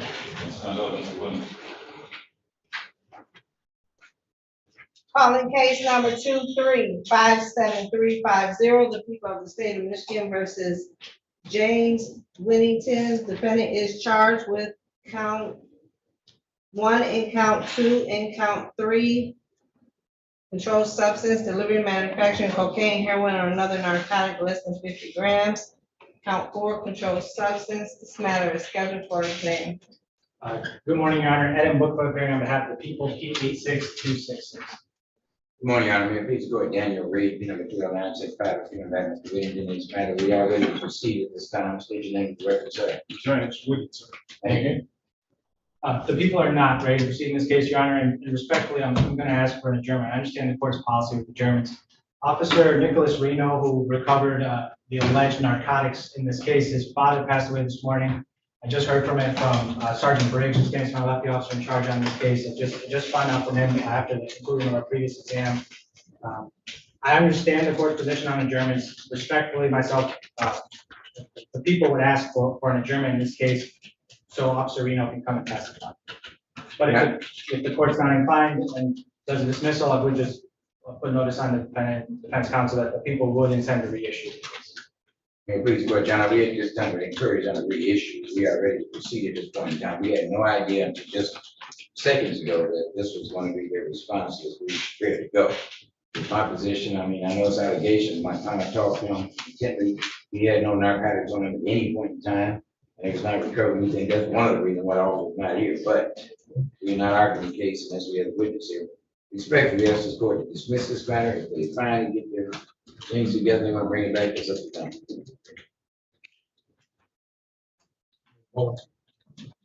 Just leave it in the court's hands, and again, would ask respectfully. Thank you, Judge. All right, well, I mean,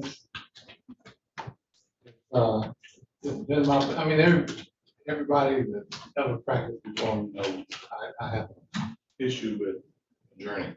I agree. I don't like adjourning things. Just delay this justice, not. But I've always given two reasons to adjourn. Death or dying. And in this case, the officer just found out it's father passed.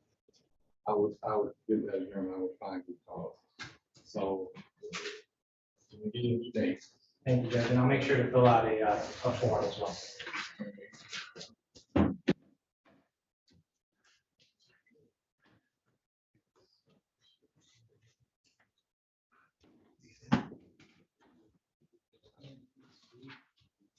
A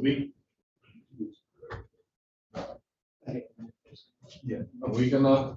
Tail end of next week, if that's okay with the court, but when? 2 weeks. Is it here or is he has to travel for it? No, he's here. It's in Michigan.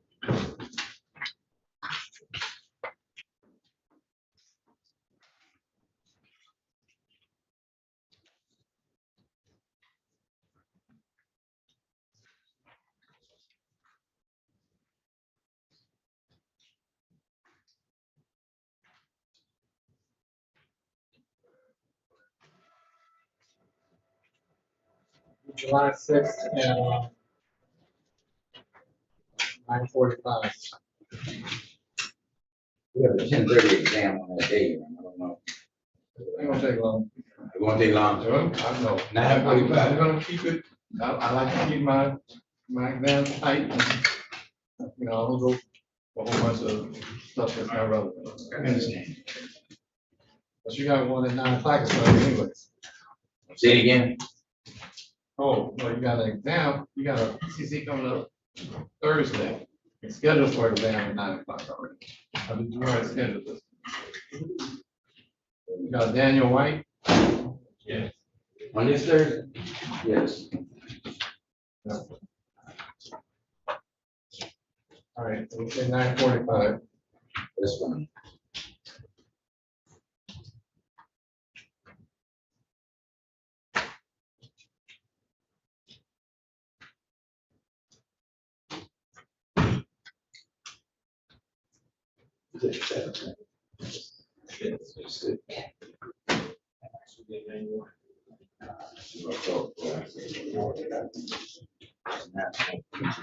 July 6th at 9:45? Yep. July 6, 9:45. Thank you, I appreciate it. Thank you, Judge. Yep. I condolences to the officer.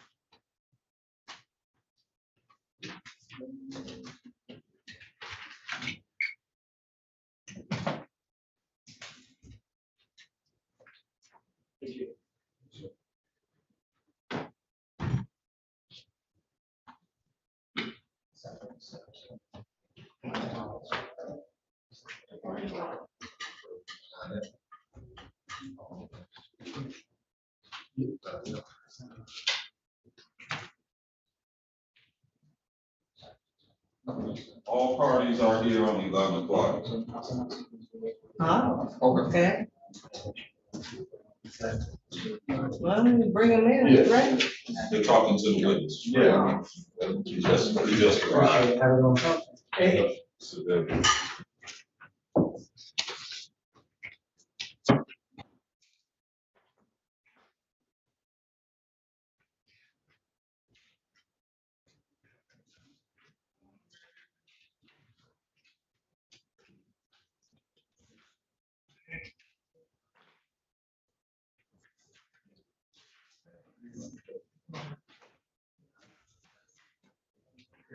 I got paper. Excellent work, excellent work out there. You do that. Yes, I am too. This doesn't make no sense. I got my little fan, it's still not. I know, I put my hair up already, I was sweating. I'm bringing my thermometer tomorrow. I'm sweating. I know you are, because I can sweat. I was sweating. All this talking. And I'm sitting. Got a jacket. Yeah. Oh. All right, a nice linen suit. I hate linen, but It's horrible. Is the I hallway don't hot? have linen suit salad. I don't know how to get out there, but. More. Is it hot in the hallway too? It's not all over the building. Oh. So it's a building. Well, I noticed you rotating the fan, that's good. Yeah, I'm trying to rotate it. Can you feel it? Yeah. I know. Maybe I'll move it on, well. Can you move it up a little bit? I'm trying to put it over here. Yes.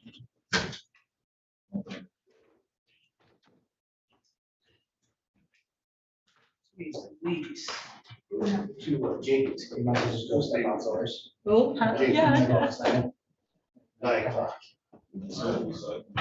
Jenkins was a home. Yeah. Yeah, I didn't need paper. 14. Oh, he was out. He was out. I'm jealous. I'm trying to keep up with paperwork. 17.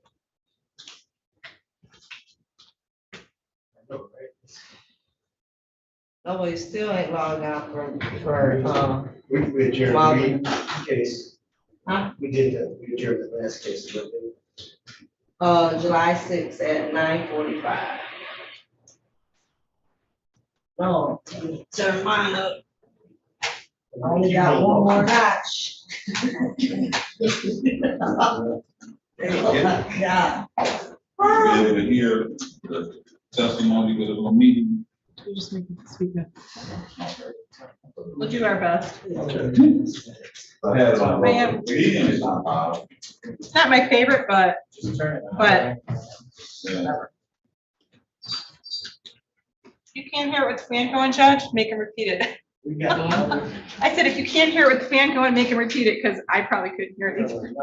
I turned it to medium instead of low. It's It's not still not bad. loud. Yeah, it's not bad. What about you? It just depends on how they talk. Oh. But that means Judge, you. Take care. Terry, I'm happy. Now? Yeah. Nope, they ready, you ready? Yes. I'm gonna ask.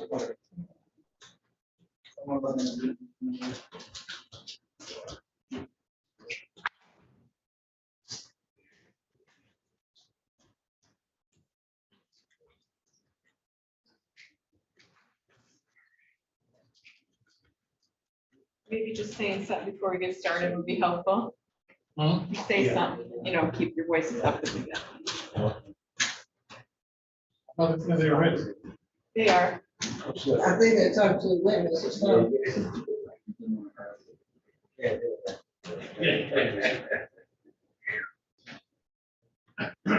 Oh, jeez. where you at, Terry? Judge Jefferson still? Is it hot in there? Yes. It sure is. I'm checking. Yeah. I'll try to see Eric.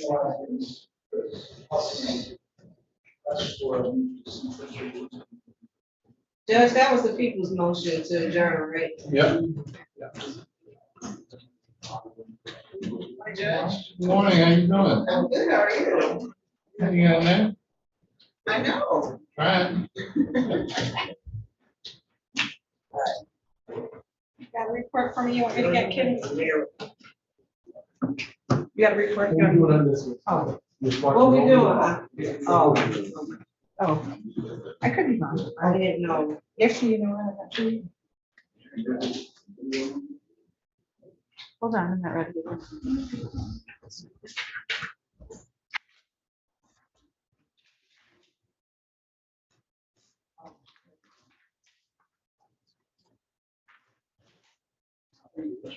Alex Marion. W-I-E-R-T-L-G-A. Yep. Okay, how are you? Pretty good.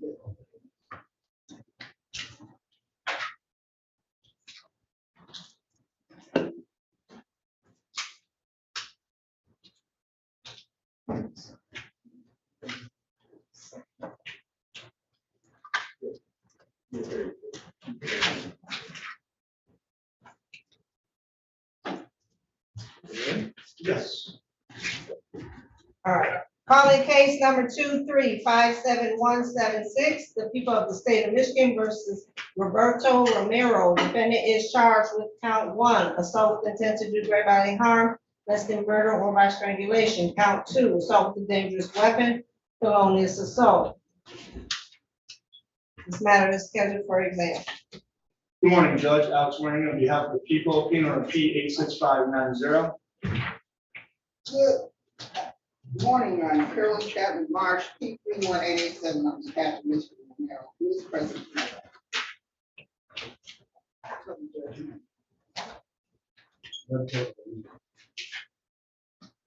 Thank you. Are you ready to go forward?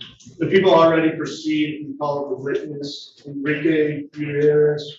Your Honor, and we would ask any additional witnesses to be suggested. All right, any no witnesses testifying today at trial, anytime in the future will be the courtroom or be denied as to testimony. That includes Zoom and or YouTube.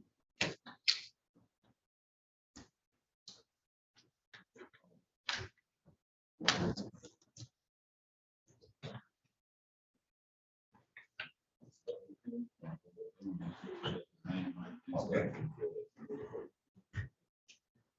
What's your first name? Enrique.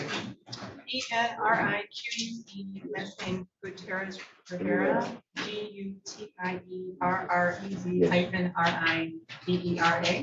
Perfect. Step this way, judge will swear you in, and then you can Okay, stop. Raise your right hand. You swear or affirm, tell the truth, the whole truth, nothing but the truth, so help you God. All right, open the door, close the door for you.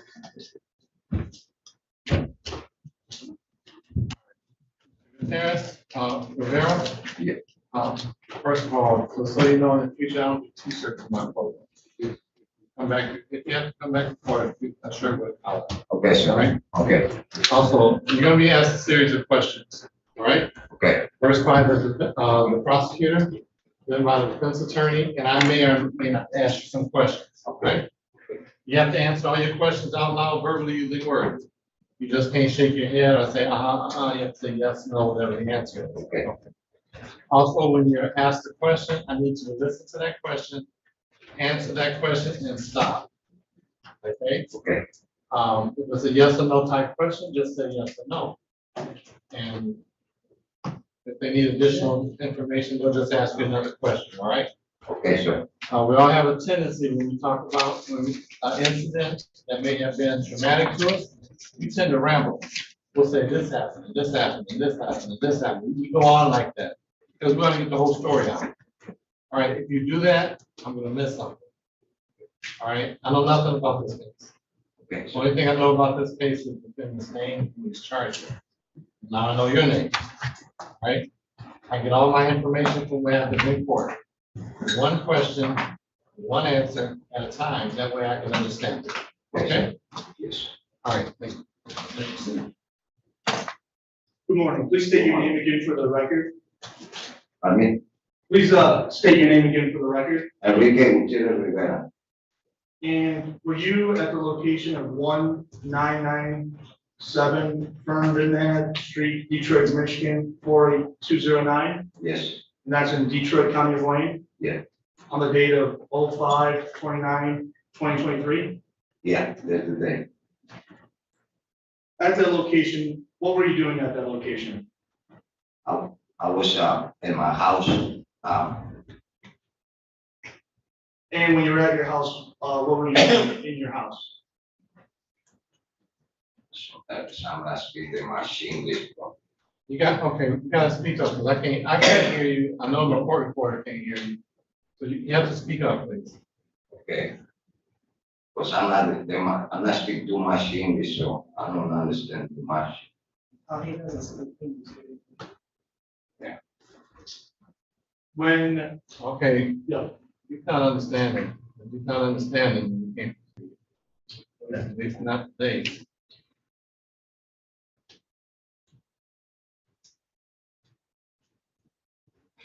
Your first language is Spanish? Yes. do you need? Oh, sorry. Thank you.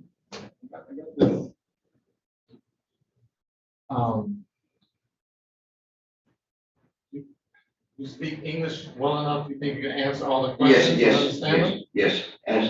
Ask me. Yeah. All right, try it. Thank you, Judge.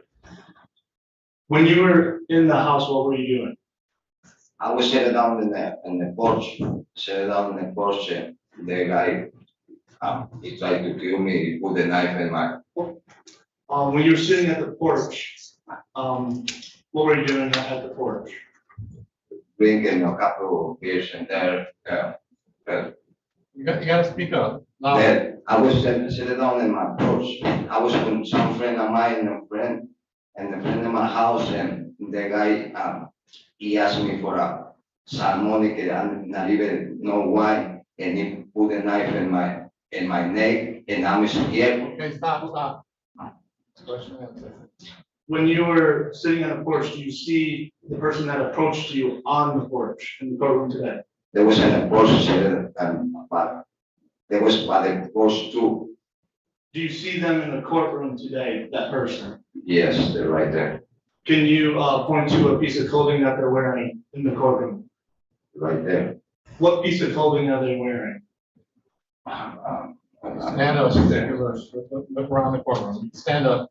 You can stand up. What piece of clothing are they wearing right now in the courtroom? So nervous, I respect. I didn't catch it. What piece of clothing? Okay, you can ask them 4 times. We're gonna have to get an interpreter. Okay.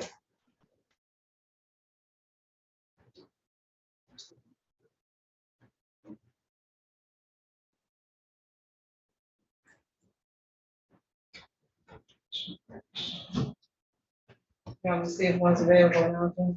Yeah.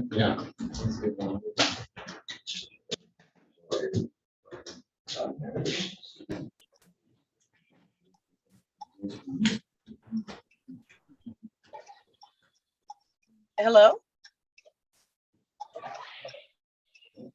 We're in the middle of a hearing, Ms. McCoy. Hold on, please.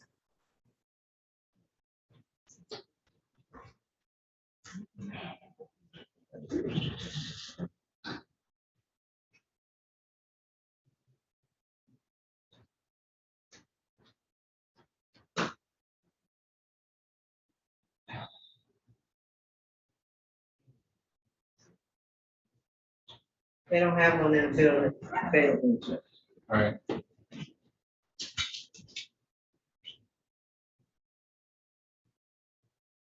Must be available July 3rd at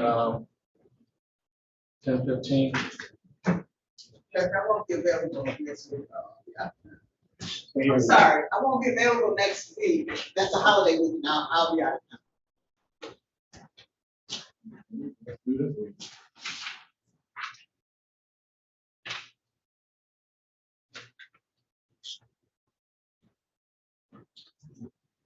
Does the court have 12 available or the 13?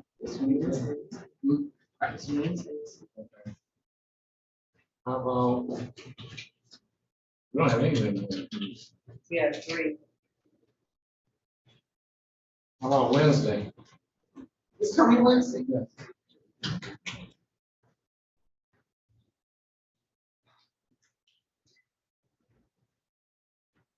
That's a good day. What time? 9 o'clock? If I can have a little later, I do have a couple of 10 things. o'clock? Okay, a little later, because I have a couple of things at Frank Murphy, so 10:30? All right, 10. Oh, I'm gonna be long day.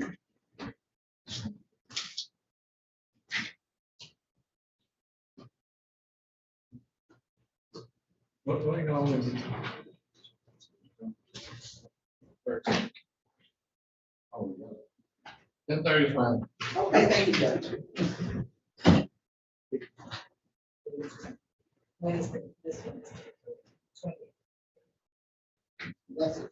That's the 28th. 3 at 10:30. Yeah. All right. Mr. Gutierrez, we're very step down.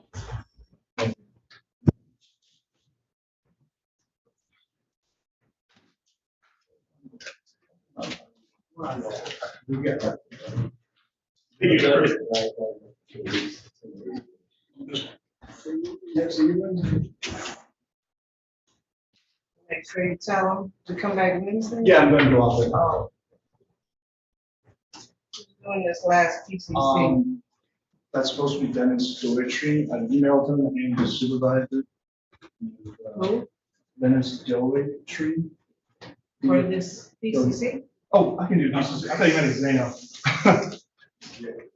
But can I? Yes, yes. Thank you.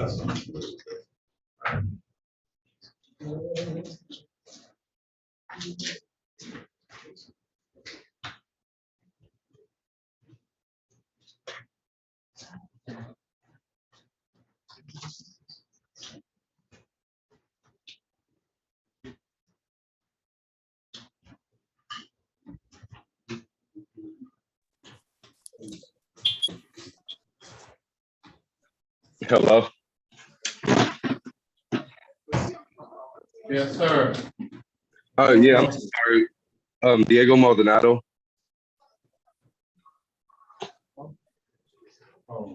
Yes. All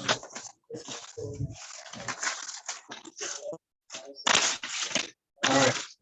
Let's go with your case in a minute. Okay, yeah, I'm so sorry. I have another court date coming up and I got it mixed up. The date is right here. It's at 1:30 and I got the date mixed up. I'm so sorry. All right. Oh, yeah. All right. Where's?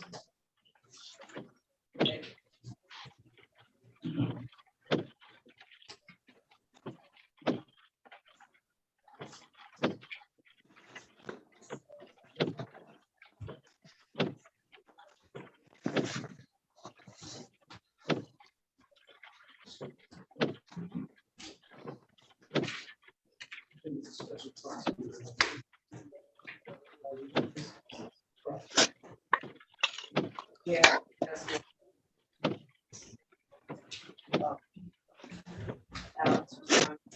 I'm ready for the pieces. All right, ready? Yep. Oh, wait, it's out.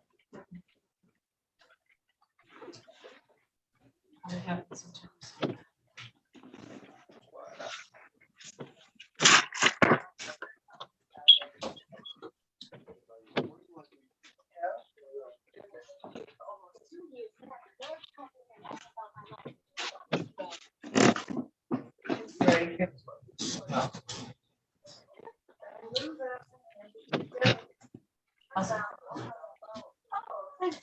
Calling case number 2357440, the people of the state of Michigan versus Diego Maldonado. Defendant is charged with count 1, assault with a dangerous weapon, felonious assault. This matter is scheduled for a probable cause.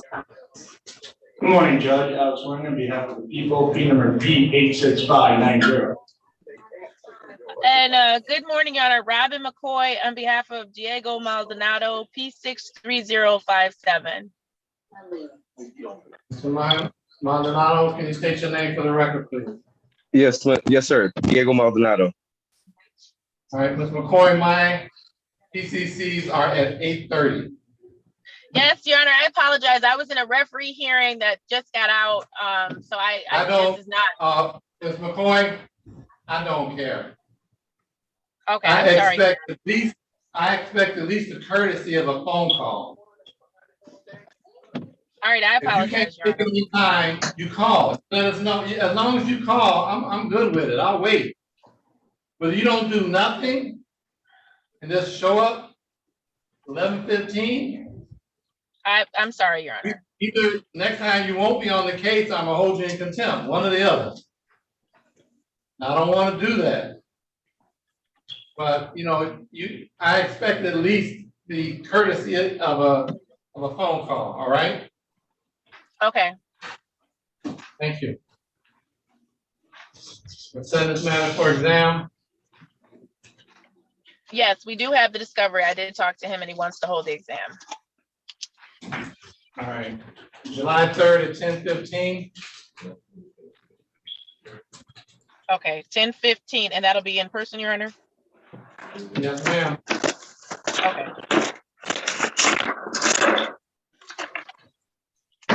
You got that, Mr. Maldonado? Yes, sir. I'm once again, I'm so sorry. I have another court date for a ticket coming up, and that was at 1:30. And I really apologize. I'm sorry. I'm not trying to run or nothing. I'm trying to handle the case. Understand. So you will be back. It's in court. July in 3rd? person, July 3rd at 10:15. 10:15. Okay, I will be there. All right, thank you. All right, bye. Bye. All right.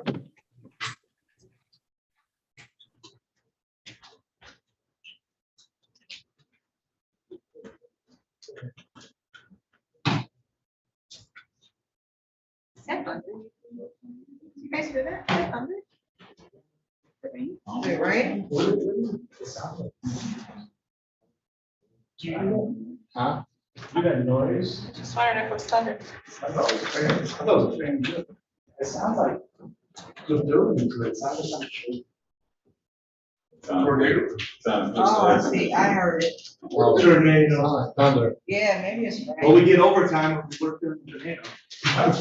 No, you don't. The good thing is this building is pretty heavy. See, approximately, Dennis Literature, and supervisors. Just got hot again in here.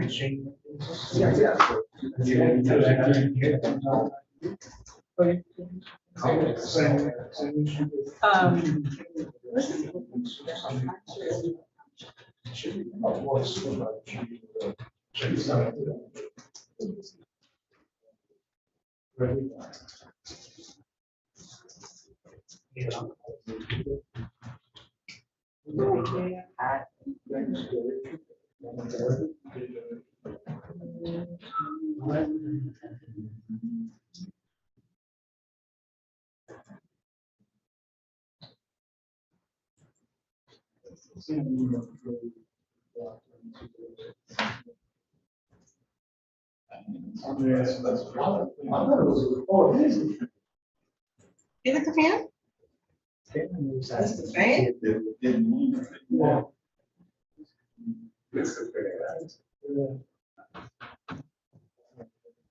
Two lawyers and sheriff took care of that.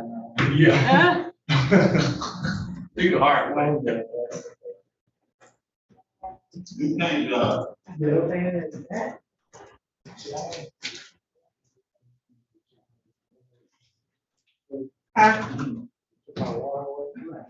Oh, they, yeah, because it was still not tasting good. But we were supposed to get a new one. They ordered us a new one. So Batman saw that day. I don't know what. I don't know why. Superman was here. When he calls, he was going out. I was sitting there in a nice cool corner too. It wasn't so hot. I approached, I didn't have to do those 2 cases. I go, geez, you guys, you look like you did a workout.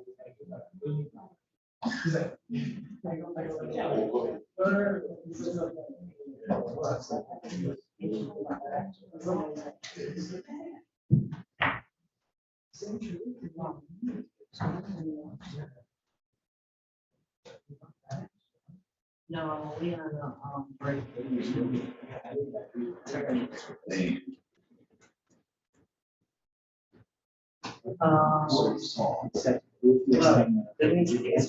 Can you look back? Can you intro me from when you? I have.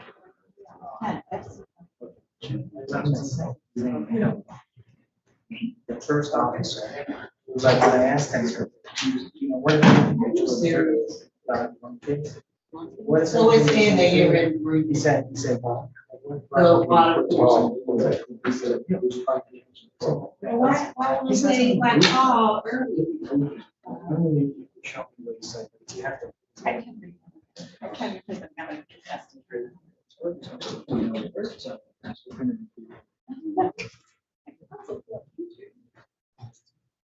You know, I know what time, usually, so we're on the cross. I'll tell you about what time it is with that helps.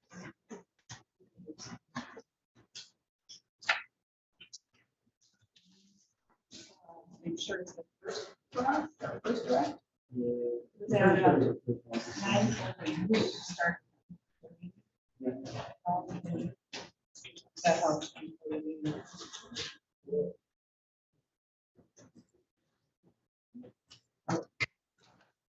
Happening when you step up.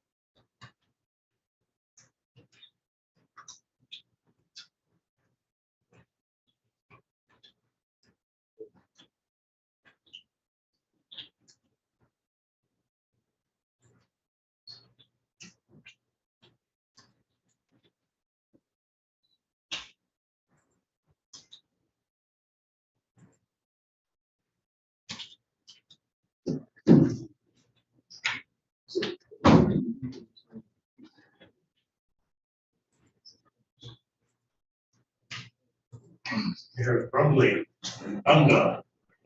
Just to know that it's there.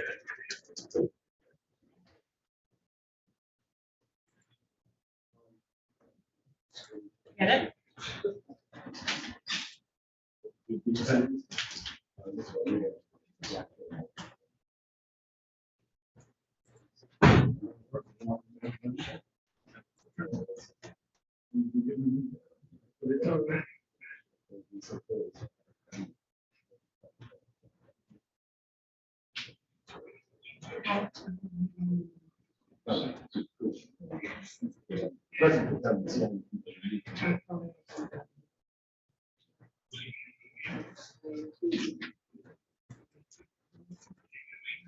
Let me write that.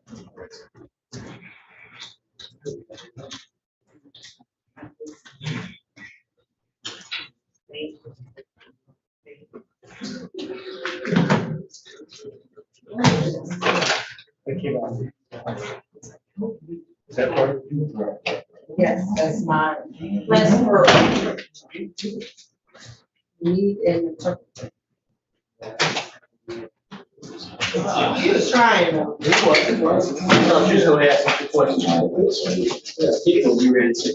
Yeah, but I think he was more nervous than anything.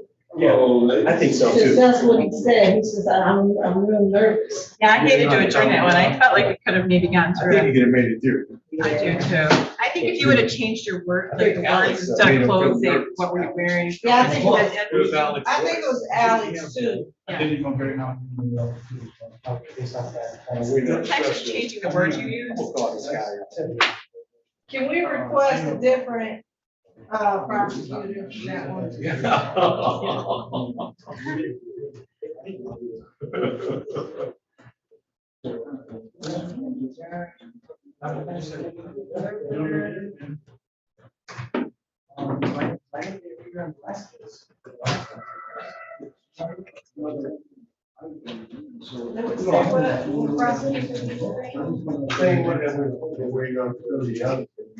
This is not y'all case, so y'all don't care, it's over to, right?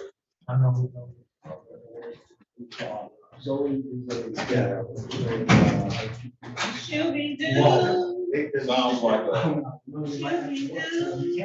sounds like a lifetime movie. So, Man, I don't watch it. so we got. Oh,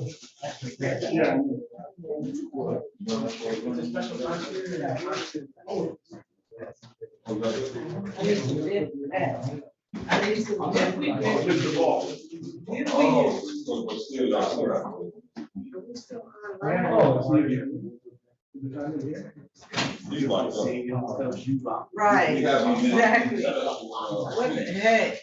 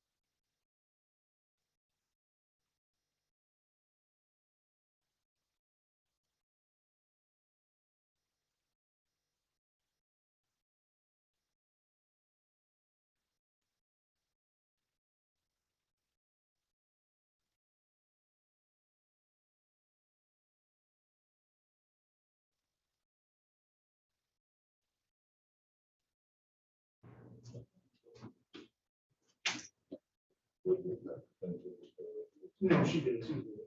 All right, we ready? Ready, Kim? Yep.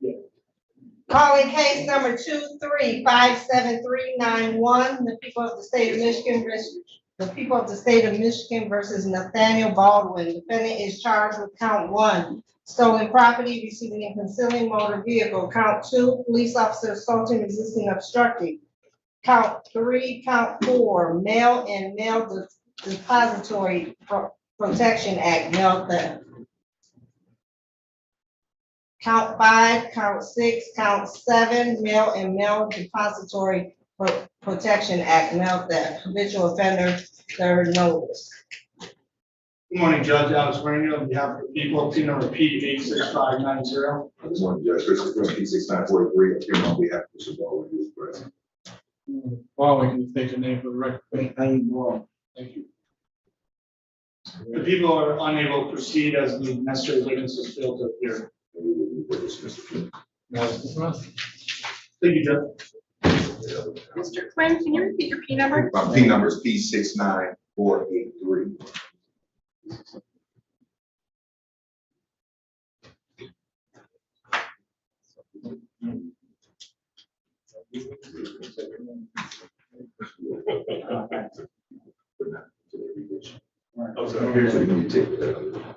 So. Wait,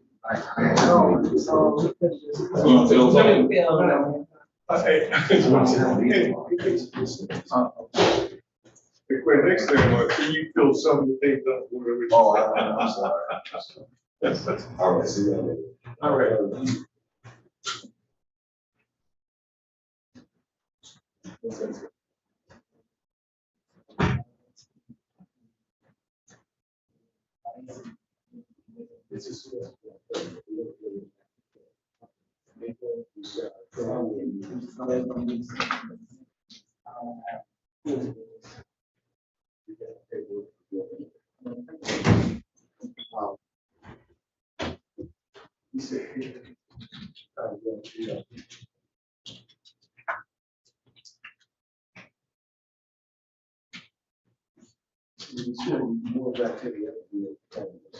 Huh? He said it's sweating more back there. Oh, no, he's sweating a lot now. Championship game.